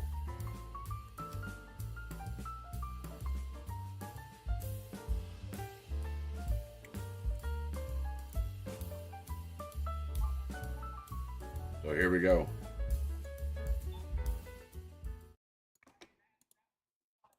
Ceremony, guys. Hi, Carlin, thank you very much. Here's Mike Trout leading off the bottom of the 6th inning. Angels have fallen behind 2-1. Ryan Nelson has been pretty sharp. And I think Homer, the only blemish. And I think you picked up a subscriber, TH Nguyen. TH Nguyen was a subscriber on your channel. Back to back here as you try to respond. The Diamondbacks taking the lead 2-1.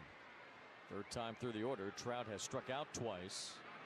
He takes ball 3, and it's 3 balls, no strikes. First 3-ball count tonight for Nelson. And the Angel pitchers have been in 3-ball counts all night. They've had 13.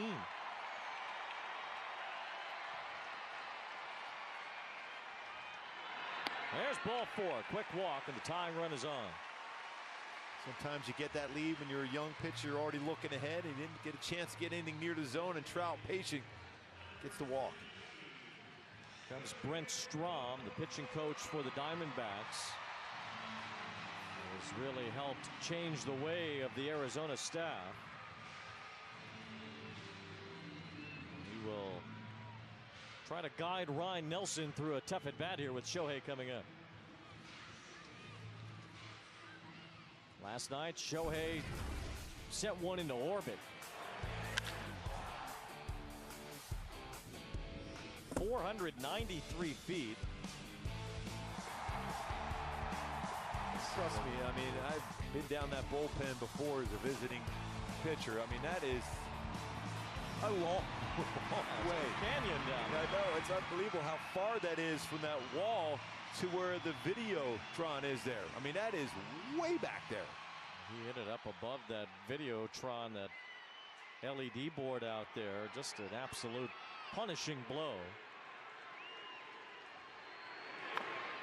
And he went right back to that. You knew he was going to throw that first pitch changeup. He struck him out last at bat on his changeup, and he sees a lot of first pitch changeup because he's done a lot of damage overall in the first pitch. 7 home runs for Shohei Ohtani on the first pitch put in play. That's a lot of power, aggressive power on first pitch. The most home runs of 440 feet or more. He also has the most home runs this year on pitches out of the strike zone. He's hit 6 homers on pitches that weren't strikes. 1 ball, 1 strike on Shohei. The Diamondbacks have the lead. They could have a lot more. They've left 10 men on base in the first 6 innings. The Angels trying to get the lead right back. It happened with 1 swing. He's had some pretty good changeups to Shohei here. First pitch and then that one right there in the 3rd pitch. Ohtani struck out his last time, hit one out to deep center field his first time that Dominic Fletcher grabbed right around the warning track. 30 homers leads baseball.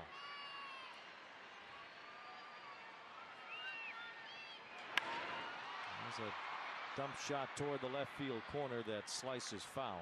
It's that one fastball. I can imagine a changeup coming. This game's been odd, too. The Diamondbacks with 7 hits, all singles. The Angels with 3, all extra base hits. A couple doubles and a home run. The Angels wouldn't mind an extra base hit here. Trout's at first with his great speed and base running ability. This feel of changeups is coming right now. Hopefully it gets a lot more of the plate.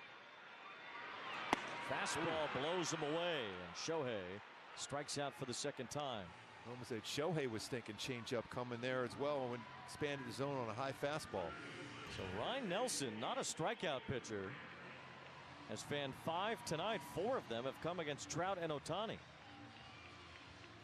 It's tough to be able to bring your hands up when you're anticipating maybe an all-speed pitch down. Here's Rendon, who homered his last time, his second home run this season. It was his error that allowed Arizona to take the lead in the top of this inning.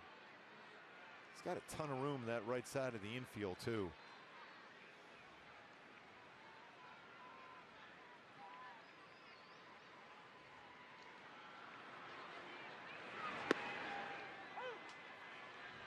Nelson gets ahead, no balls, 2 strikes. Nelson tonight, Tommy Henry last night. These two somewhat beleaguered Arizona starters have combined for 2 runs allowed in 11 innings. And the Angels haven't even gotten to the ace of the staff. They'll see him tomorrow, Zach Gallen.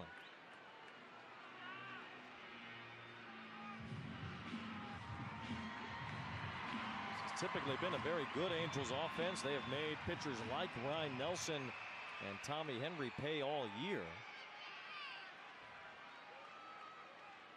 So far, these two somewhat no-name Arizona starters have had the Angels' number in this series. Good take on that slider.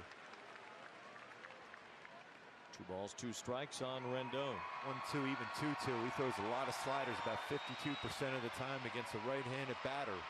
Again, there's a lot of room that right side, especially with 2 strikes, to punch it that way if he decides to throw it. Swing and a miss. It was a cutter, and Nelson has another strikeout. That is his 6th. And he got him to go after that one well below the zone and off the outside part of the plate.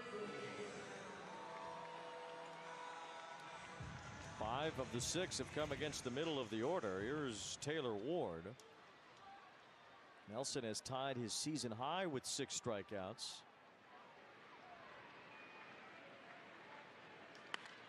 High fly off the bat of Ward, but it is not carrying. Fletcher backpedaling to make the catch as that ends the inning. Leadoff walk, and that was all. 2-1 Arizona.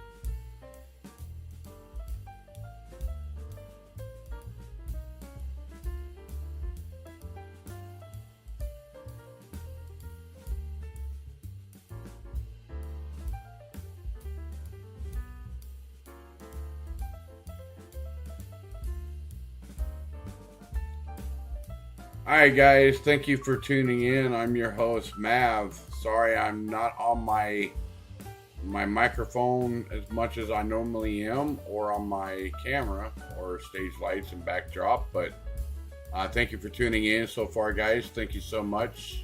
Definitely means a lot to bring you another live stream other than the Brave stream that I normally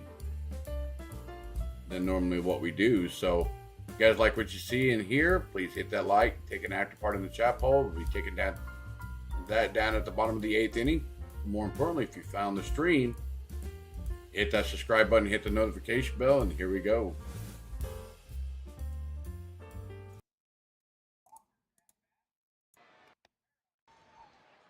Great changeup that Davinsky has. Fastball velocity has been 94, 96 range, and slider. There's a slider quite a bit early. Counts against right-handed batters.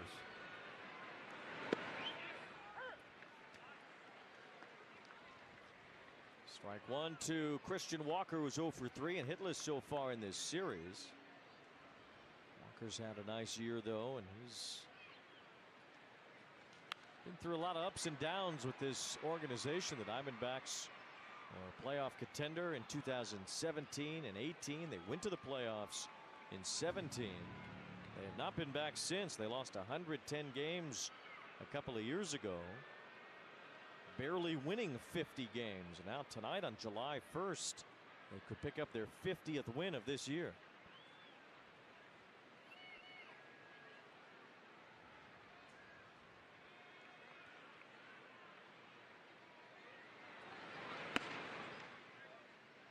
Trying to paint that fastball up and in. Up and away is a tough pitch to get Walker out with. He can barrel up that baseball up and away.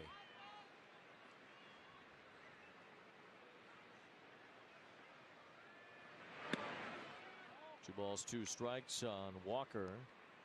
Torey Lovullo was manager of the Diamondbacks way back when they went to the playoffs last in 2017. Still there, and he's won more games as a manager for the Diamondbacks than anybody else. Walker shoots this one foul to the corner. You see how strong he is on that elevated pitch away.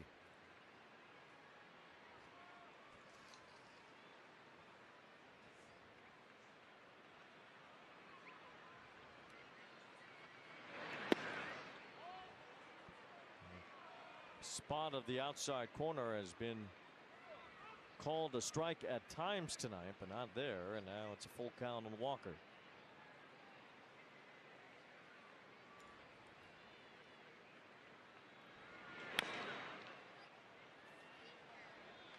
Angel pitchers have thrown a lot of pitches tonight.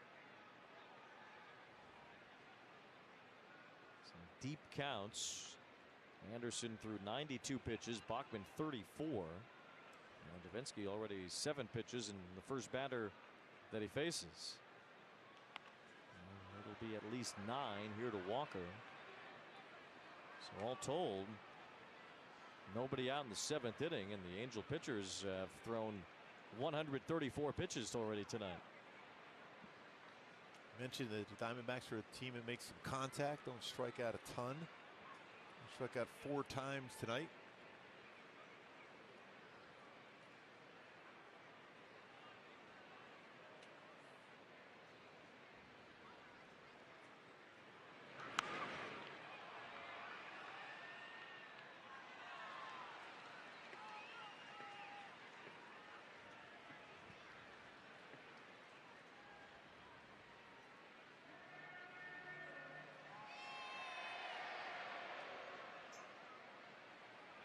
Walker followed by Rivera, then Moreno here in the 7th. A long fly ball to right. Back for it is Moniak at the fence. Makes the catch. It's that good power the other way. Nice play by Moniak in front of the wall. 1 away, and that brings up Emmanuel Rivera, who's had a couple of hits and a run scored. Rivera started the 6th inning rally with a base hit against Sam Bachman.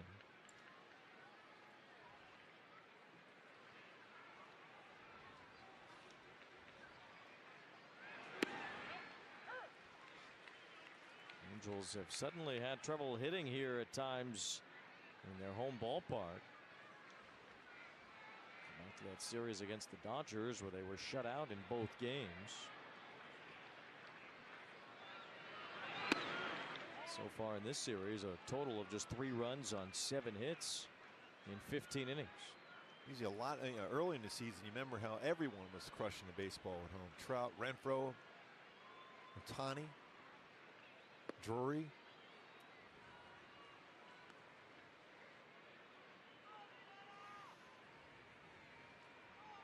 Angels will have Theis, Renfroe, and Rengifo, and yeah, that's a good point that the lineup was producing a lot 1 through 9.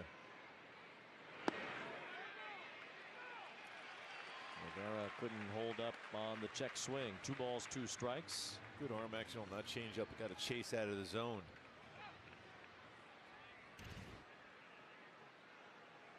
Especially when you're committed going forward like that, especially a lot of movement in that lower half of the body. It's tough when you committed to swing to hold up on that.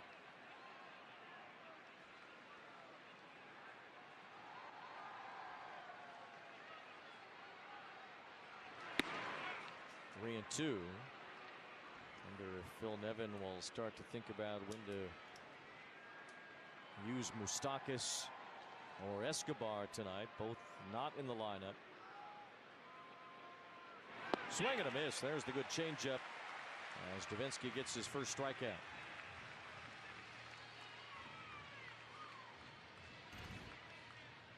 Good arm action on that one. Out in front, unable to make contact on it. Good swing and miss changeup for Davinsky. And Moustakas 2 for 4 in his career against Nelson. The only batter that had faced him. See coming in inside of Drury with 1 at bat.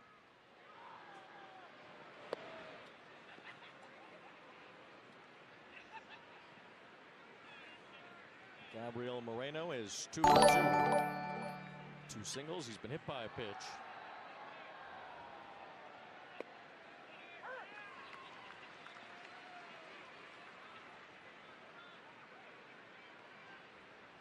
Rookie catcher Moreno, just 23 years old, from Venezuela.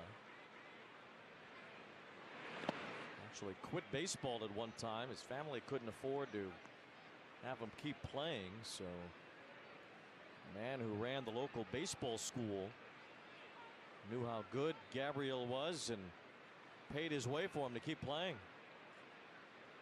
Giving Moreno another shot to stick with it.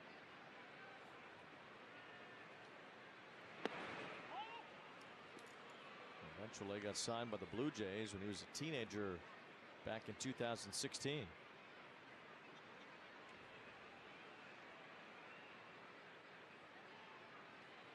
Davinsky behind him, another 3-ball count. There have been 16 3-ball counts from Angel pitchers tonight. He has some bubble gum on the helmet. Yeah, who got him? Line drive, base hit again. Moreno's got his 3rd hit. He must be lucky. Well, it was green. Maybe some luck of the Irish. A 2-out base hit. Jake McCarthy will bat after word from Jack in the Box.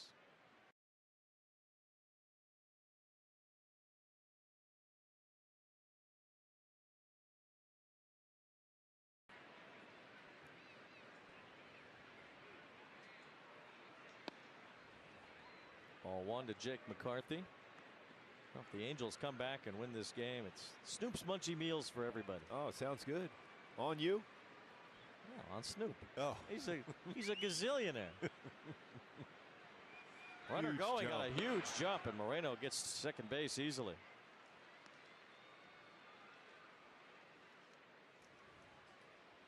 Boy, Dave McKay, their first base coach, is as good as anybody in the game as far as reading pitchers, if they're paying attention or not.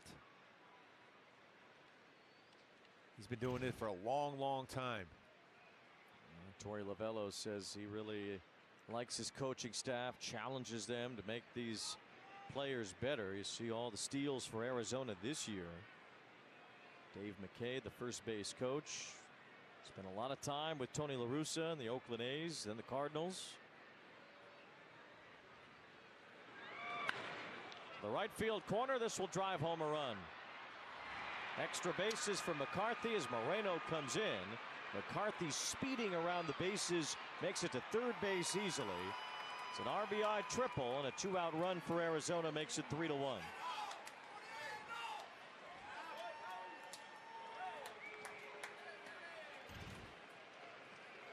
Down and got that. It was elevated a little bit more. That changeup got middle part of the plate. Just placed it perfectly down the right field line. And you can see that speed. Wow.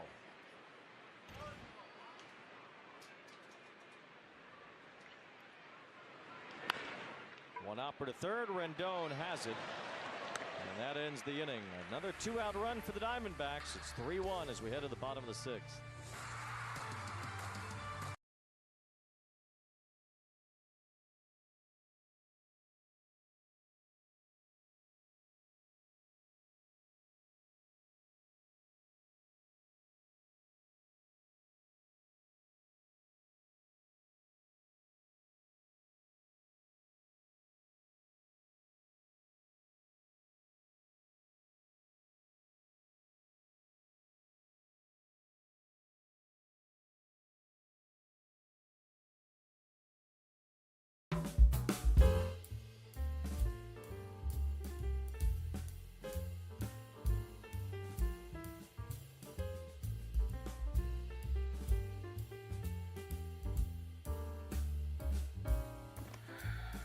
Welcome in, everybody. Welcome in. I am your host, Mav, from Maverick Sports.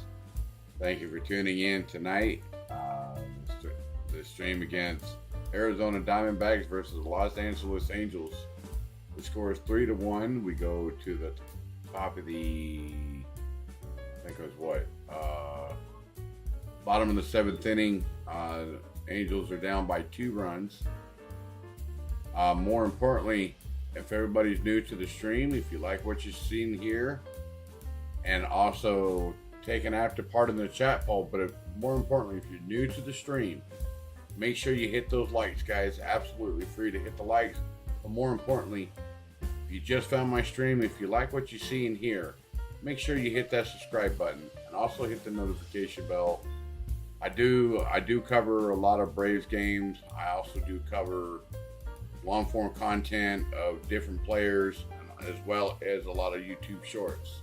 So when you hit the notification bell, you do get all, not only the streams I do go live, but also long form content videos and YouTube shorts. So here we go. Ryan Nelson has only thrown 78 pitches to get through 6 1/3 innings tonight. Oh, and by the way, everybody, thank you for tuning in, by the way. Thank you so much. He worked 7 innings in his Rock last on, Linda 9 Wallace. Rock pitches on. against the Giants. Rock on. Rock on. Matched a career high. He went 7 innings in his first major league start.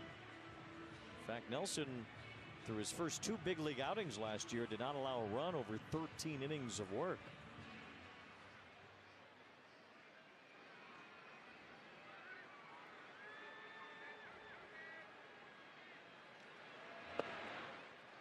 There's a strike to Hunter Renfroe. Tommy Henry last night. Ryan Nelson tonight. The Diamondbacks have Gallen locked in for tomorrow. Here's another soft ground ball. Hunter Renfroe thrown out by Rivera. And Nelson has gained 6 one-pitch outs. That helps. He is at 80 through 6 2/3, and really it's just up to the Diamondbacks how far they want him to go. It really doesn't seem like there's any reason to take him out. He's only given up 3 hits. Andrew Chafin is getting loose in the Arizona bullpen. So Torey Lovullo thinking that he might need to pull the plug on Nelson here soon, but why? He's carved this team up. He's only allowed a run on 3 hits in 6 2/3 innings. He's only walked 1. He's actually even gotten better this season the 3rd time through as compared to the 1st time through. That's a fly ball to left center and an easy inning for Nelson. He has blazed through 7 and he has a 3-1 lead.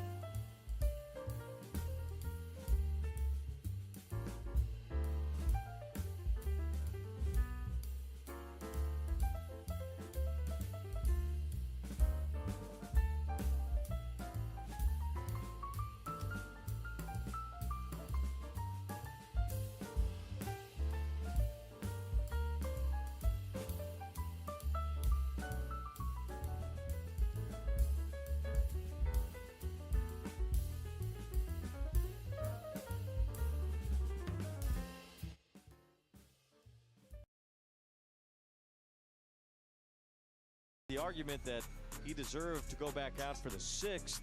He was at 92 pitches through 5. Maybe a little bit more left in the tank to go back out there, but he didn't. Arizona took the lead with 2 runs in the top of the 6th inning. Added 1 more in the 7th inning. And the Angel bats for the 2nd straight night have been shut down by an Arizona pitching staff that has not really stood out. The Diamondbacks starting pitching ERA this year entering this series was .469. And yet Tommy Henry and Ryan Nelson have held down the Angels. And here's Aaron Luke to try to keep this right where it is at 3-1.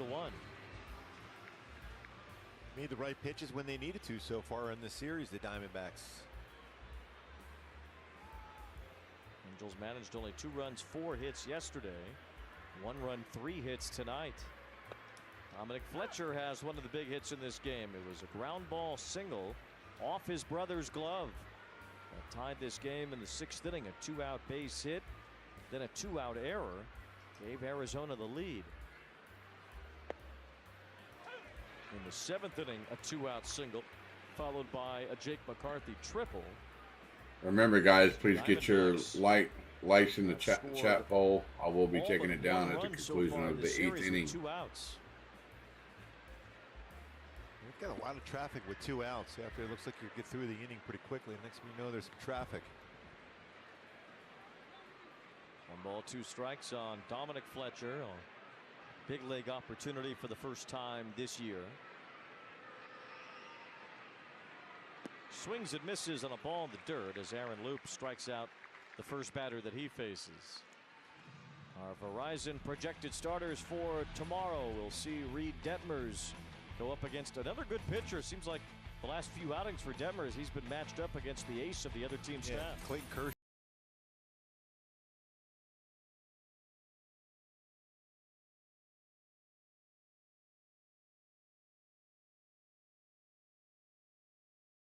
Outs.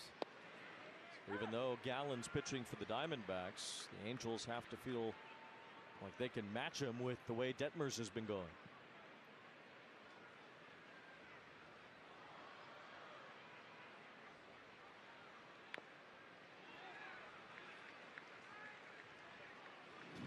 And Gallen's been unbelievable at home, an ERA in the 1s, but on the road, a little over 5. They're going to come back in this game first, though. Ketel Marte, switch hitter, bats right-handed. 1 ball, 2 strikes. Angels will have their big hitters due up in the bottom of the 8th, assuming a man gets on base. It'll be David Fletcher to lead off, then Moniak, then Trout, then Ohtani. So the Angels can quickly fire up the offense in the bottom of the 8th with the men that they have coming up. Check swing bouncer as Loop comes off the mound and retires Ketel Marte. And you wonder if Troy Lavelle is going to send Nelson back out, or is it bullpen? You see the arms going in the bullpen for the Diamondbacks. It seems like you take a chance when you take a starting pitcher that's been going good out of the game before he really reaches that certain pitch limit. Chafin's getting ready. You wonder if they'll go with it, especially with a couple left-handed bats potentially in this inning, and maybe one on the bench. Well, we're about to find out. Hunter Renfroe scoops that one up, and Aaron Loop has a 1-2-3 top of the 8th.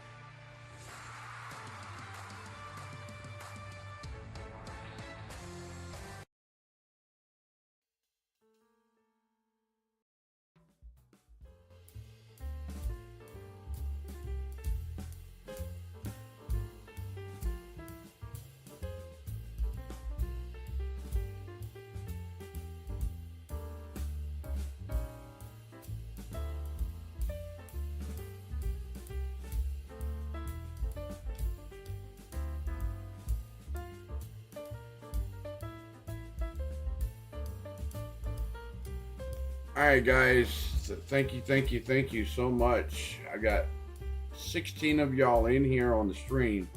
Thank you so much. Normally I'm live on microphone, live on camera, giving you play-by-play most of the time, but unfortunately I'm extremely tired tonight. But I wanted to bring you guys a late night stream for the Shohei Ohtani with 30 home runs. I wanted to bring you a late night stream just in case if he hits number 31 and you guys don't miss any of the plays. Thank you for the couple subscribes so far tonight. Thank you to each and every one of you. You know who you are. But more importantly, if you guys are new to the stream, please hit that like button. Also take an active part in the chat poll. I will be taking it down at the conclusion of the bottom of this 8th inning coming up shortly.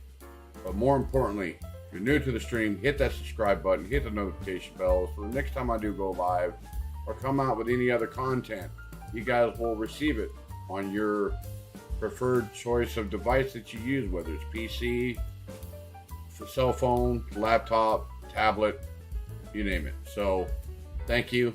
I'm your host, Mav. Here we go. Back to the game.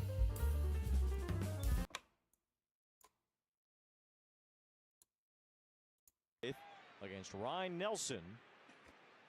The Arizona starter is still out there. He's been pumping in strikes all night. There's one to Escobar, leading off here in the 8th.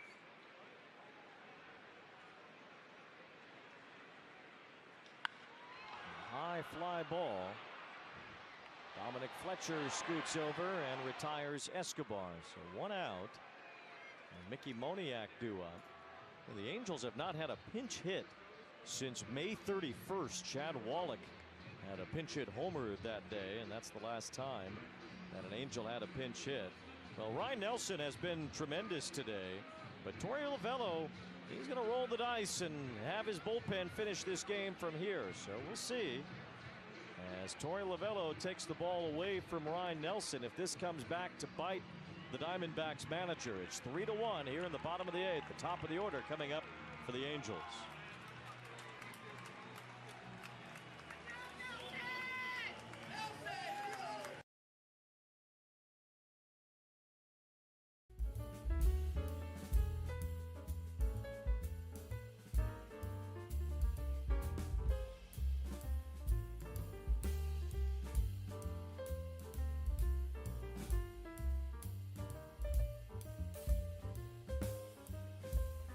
Welcome in, everybody. Welcome in.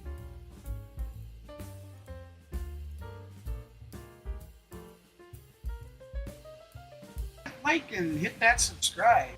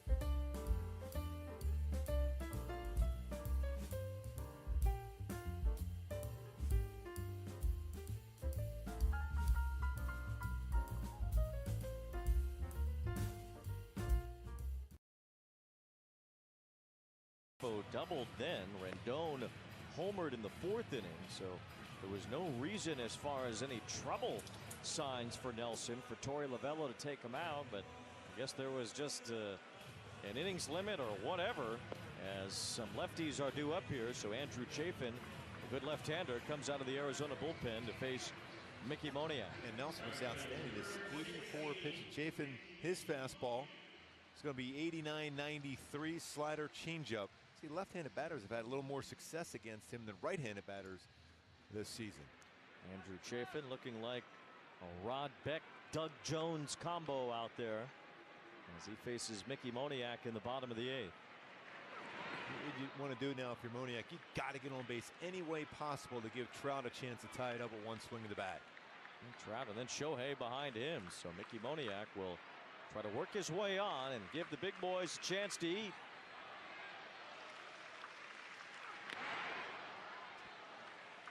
In that vein, Mickey Moniak swings at a 1-0 pitch, and that one seemed to be off the plate. 1 ball, 1 strike. In the moments where he has shined the most late in the game,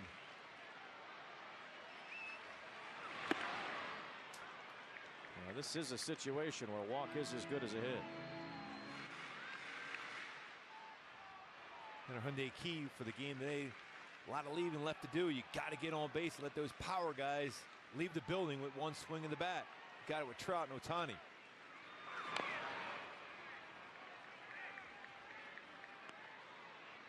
He's got to battle, got to find a way to get on.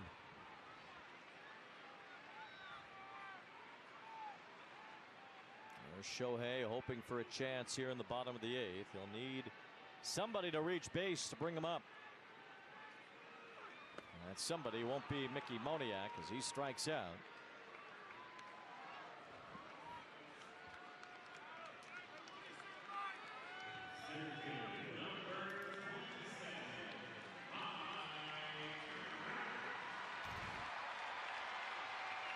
Trying to go after a slider well off the plate. Some pitches inside. See frustration for Mickey Moniak after pitches inside and then went slider away. 2 down. Here's Trout. Reached base his last time with a walk. Takes ball 1. You know, Mike won't chase in a spot like this.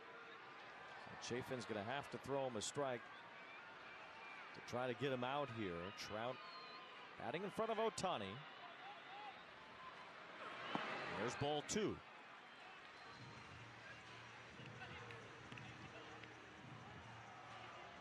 Likely he will see another fastball here.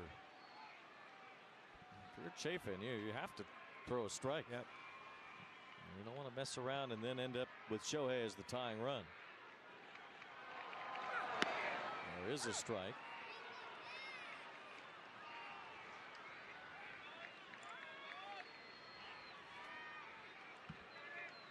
Ryan Nelson was terrific. He's in line for the win. There's strike 2. That one just touched the inside corner. Trout trying to find his way on with Shohei behind him here in the 8th.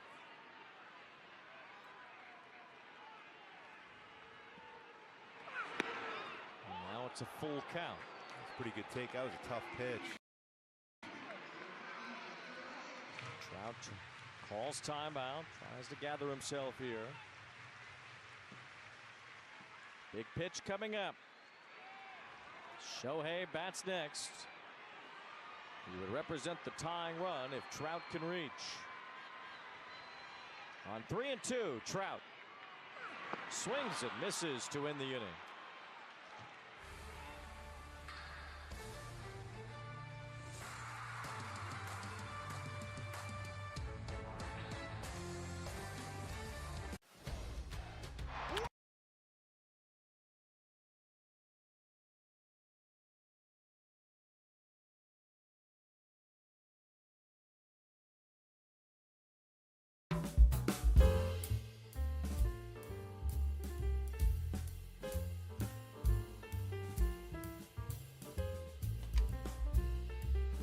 Alright guys, thank you so much. That is the conclusion of the bottom of the 8th inning.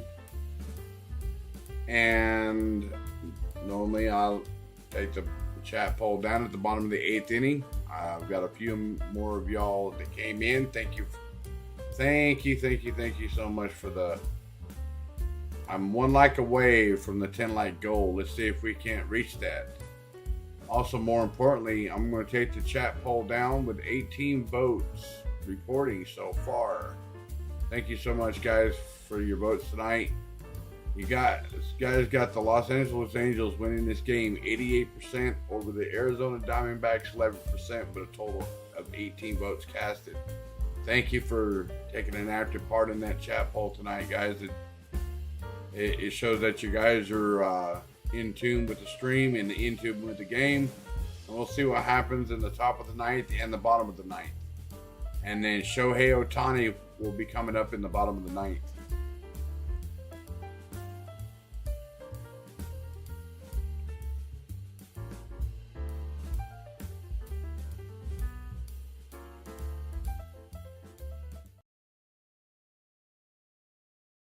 Be a beautiful Sunday here tomorrow.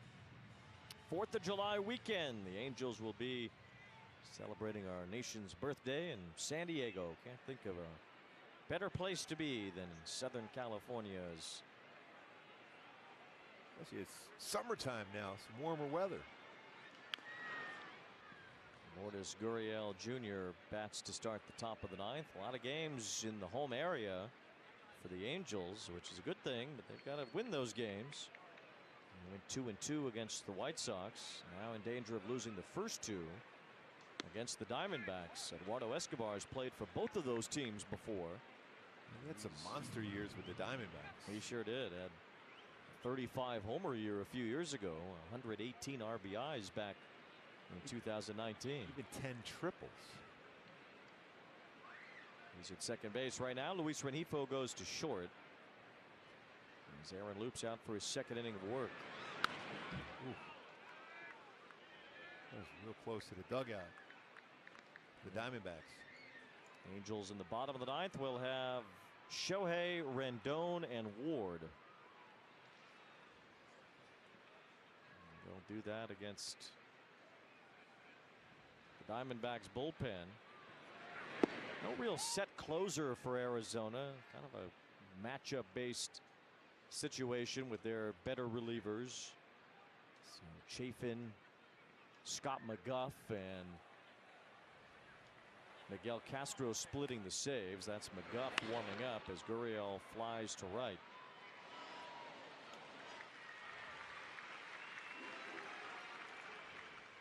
Angels live after the game, presented by OC Navigator.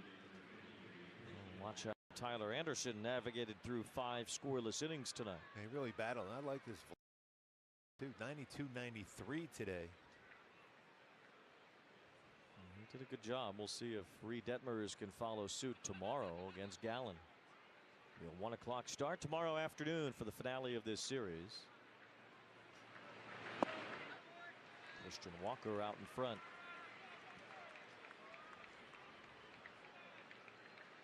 And Aaron Loop has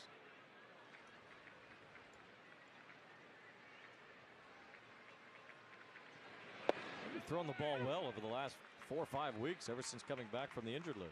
Yeah, he feels like he's got that arm angle exactly where he wants to be now. And this is where a couple seasons ago with the Mets, he was dominant.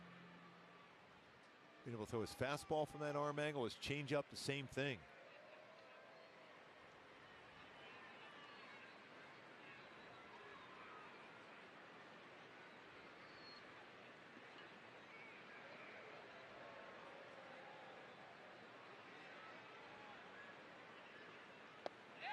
Good pitch there, and he strikes out Christian Walker.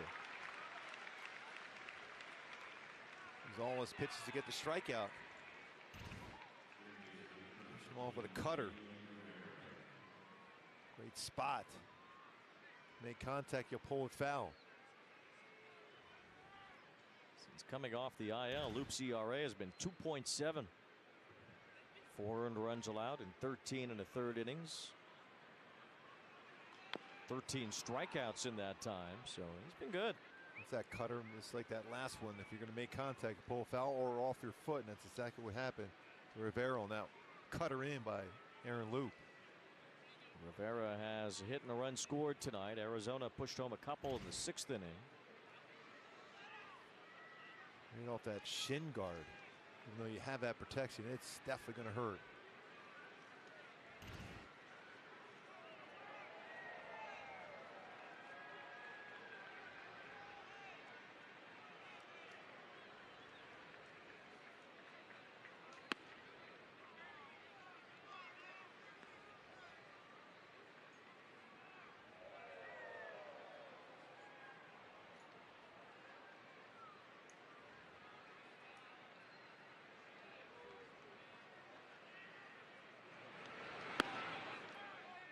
Two balls and a strike. Ohtani, Rendon, Ward due up in the bottom of the 9th. Angels will get their last licks. Trying to come back late tonight against the Diamondbacks.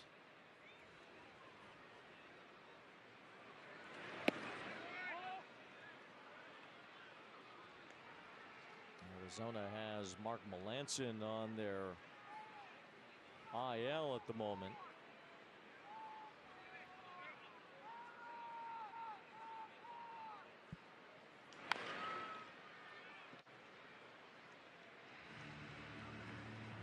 be shopping for some back-end bullpen help. So where Aroldis Chapman was traded to Texas yesterday. This trade season is now underway. Exactly 1 month to the trade deadline on August 1st. With so many teams in the conversation for the postseason, it's still got a real chance of being very active. No real update on Melanson either as to when he'll be back, so I'm sure there will be a lot of trades. You know, teams will fall out of it or maybe get back in it over the next month. There's still time for positions to change from where they are right now.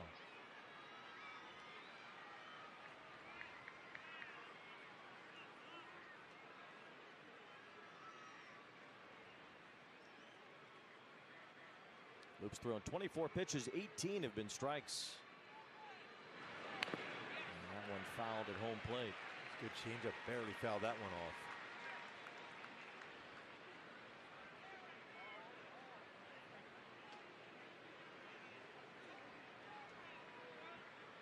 Get through this inning, it's going to be up to the crowd to get that energy going here. Have that comeback in the bottom of the 9th inning. Big crowd showed up tonight. Fireworks after the game here at Angels Stadium, and the Angels would like to have fireworks to end the game too. 2-out walk keeps the top of the 9th going, and the batter will be Gabriel Moreno, who's been on base 4 times. Moreno has singled 3 times. He's stolen a base. Good-looking young catcher for the Diamondbacks.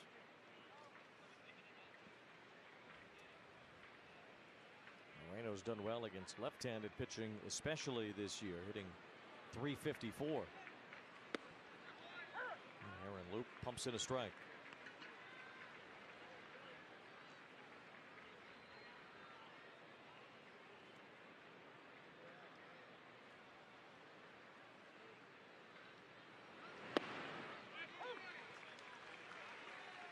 The cutter's been pretty good for him. Moreno has not had a 4-hit game in his young major league career. And Loop trying to keep it that way with a count 0-2. Good cut as he fouled it back. Mentioned Torey Lovello as that thumb is still on the helmet there. I wouldn't change a thing if I was him. Yeah, he's 3 for 3.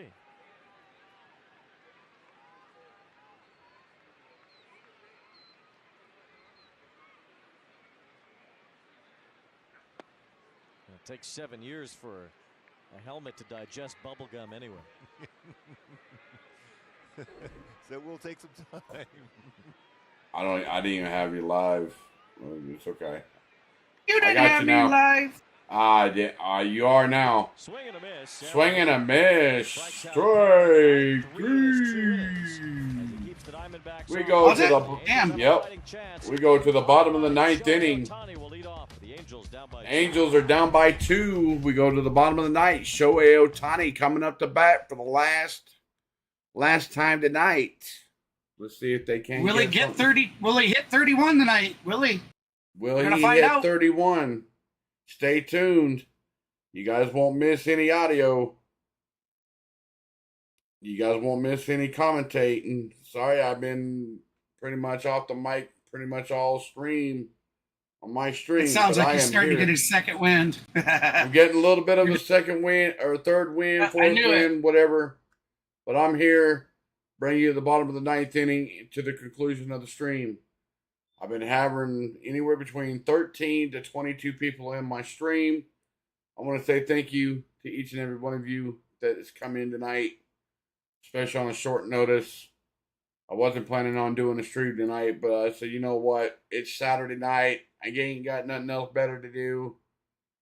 My buddy here from GB from C Sports Network was going to do a stream of the Angels. I said, you know what? I was just going to bring the audio because I'm extremely tired. But as you can hear, I'm here. I'm live on the microphone. Normally I'm giggity, but right now I'm not giggity. I'm barely holding these eyelids open. So we're going to bring you to the conclusion of the bottom of the 9th inning. Angels are down by 2 runs. Shohei Ohtani is coming to the plate. Will he hit 31 home runs? Will he? Stay tuned. You guys are not going to miss it. Here we go. I'll tell you, that number 30 last night, that is, I've never seen anybody hit a ball that far. You know, and my defense of that is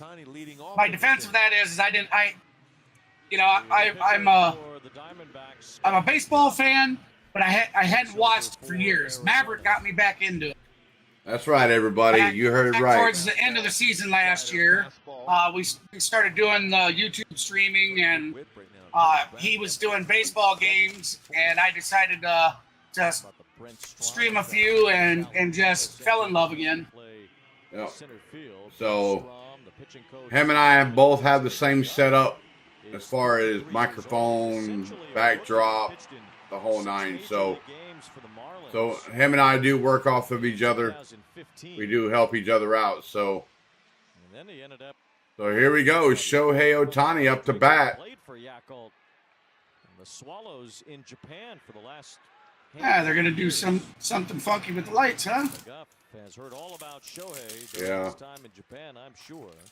Ohtani's struck out twice though tonight. I think he had a fly ball out his first at bat, and he struck out the last two.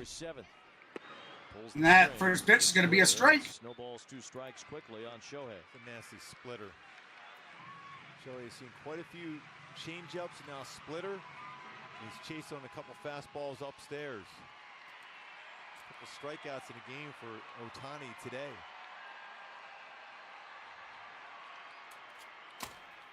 Shohei behind the count quickly. 0-2 the count. Pretty good swing on the splitter there, but lines it right at Walker at first base. Look at his stance, dude. Yeah. Oh, line drive to the first baseman. Oh. Out number 1. Swung on right at the first baseman. Out number 1. Oh, thank you everybody for the 10 likes, guys. Thank you so much for hitting my goal tonight of 10 likes. Thank you so much. So the Angels are down to 2 outs. I've spent 4 seasons pitching in Japan.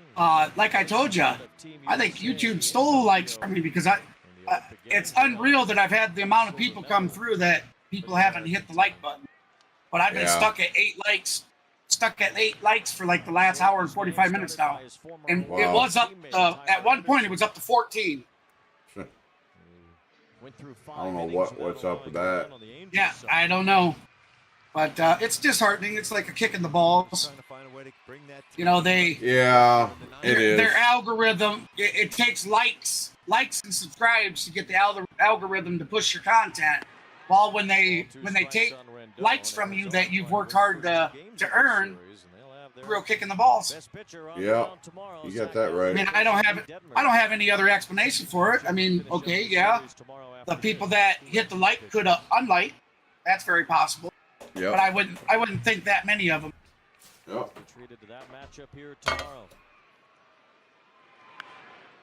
But we're not gonna cry. We're not gonna cry. We're not gonna cry over spilt milk. Now 2 up, 2 down here in the bottom of the 9th.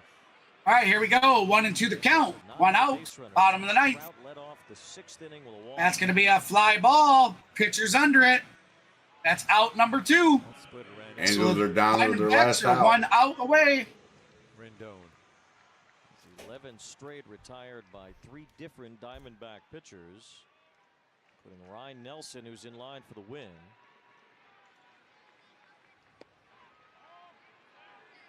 Taylor Ward takes ball 1. Matt Thaiss absolutely trying to just get something going here in the bottom of the 9th. Well, that's really cool there, Jarrett. Yeah, that's really cool.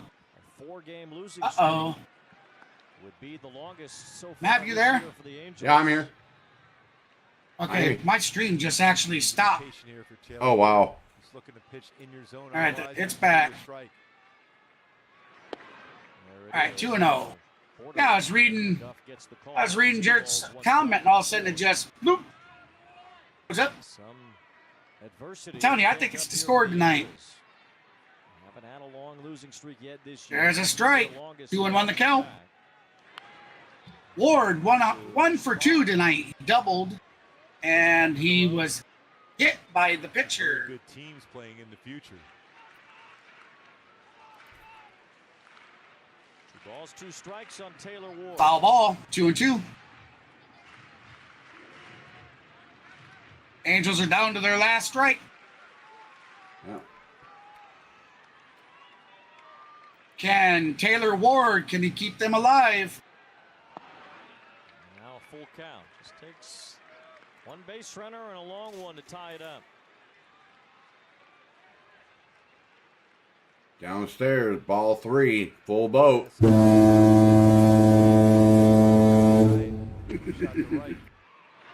ball 4, so Matt Dice will come to the plate representing the tying run. Outside, ball 4. An opportunity. Here's your opportunity.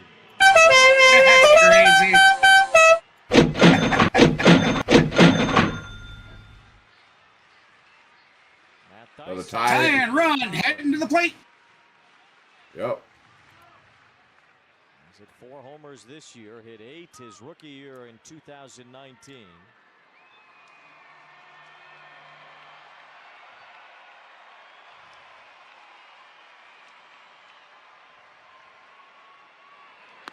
He takes ball 1. The potential winning run would be on deck in Hunter Renfroe.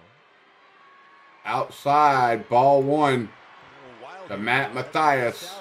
He's 0 for 3 today. 2 grounds out and the foul out. Moreno goes to the mound. So they're having a pitching mound meeting. We're going to have a mound meeting. Shortstop position as well.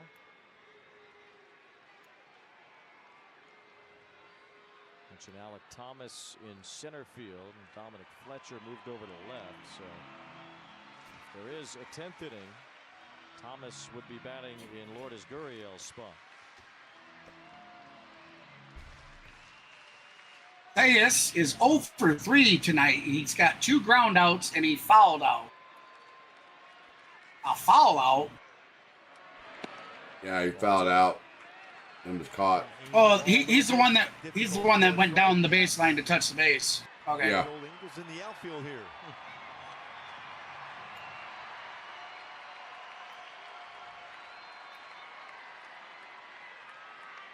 Batter ahead, or the pitcher's behind in the count.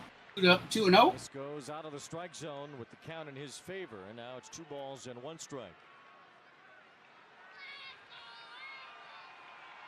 Especially in that spot. Swing, miss, 2-1. 2-run lead. You're not going to throw that fastball in there. He goes to his best pitch, his splitter. Did you hear that kid? That kid or something? Let's go, Angels! Yep. There's ball 3. Renfroe on deck. Yeah, I shouldn't give him a hard time. But just listen, I mean, Vice reaches he wants his team to win. That's all right. That's all right. Yeah, exactly. There's nothing wrong with that type of being that type of fan. And there's ball 4. Back-to-back walks. All right, so it's 3 balls and 1 strike, 2 outs, runner on first, bottom of the 9th. That's going to be ball 4. We have 2 straight walks. I think the other guy walked, right? Yeah. Yeah, he did. Number 16 would. That was 2 in a row, 2 2-out walks. Has given up 5 home runs. Here comes the coach. Is he going to Pitching pull him? coach.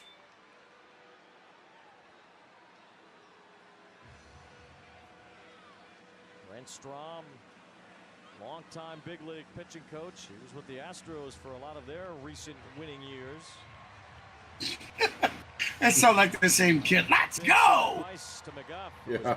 Back-to-back hitters. 2 outs. He's a very passionate fan. Coming back to bite. Yeah. Duff gave up a lot of home runs earlier this year, including a walk-off to Ha-Sung Kim of the San Diego Padres. He has not allowed a homer since May 6th. So he's due.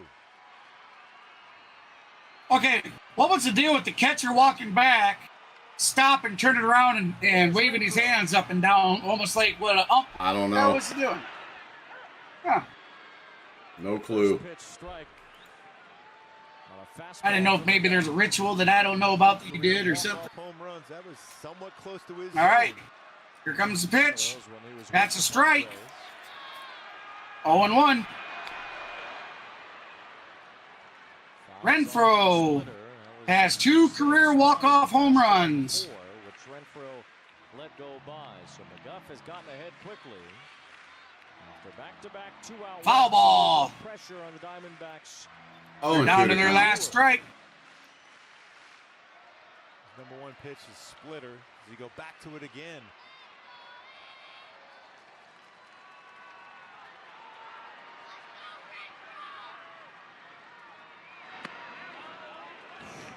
He elevated that splitter, and it was.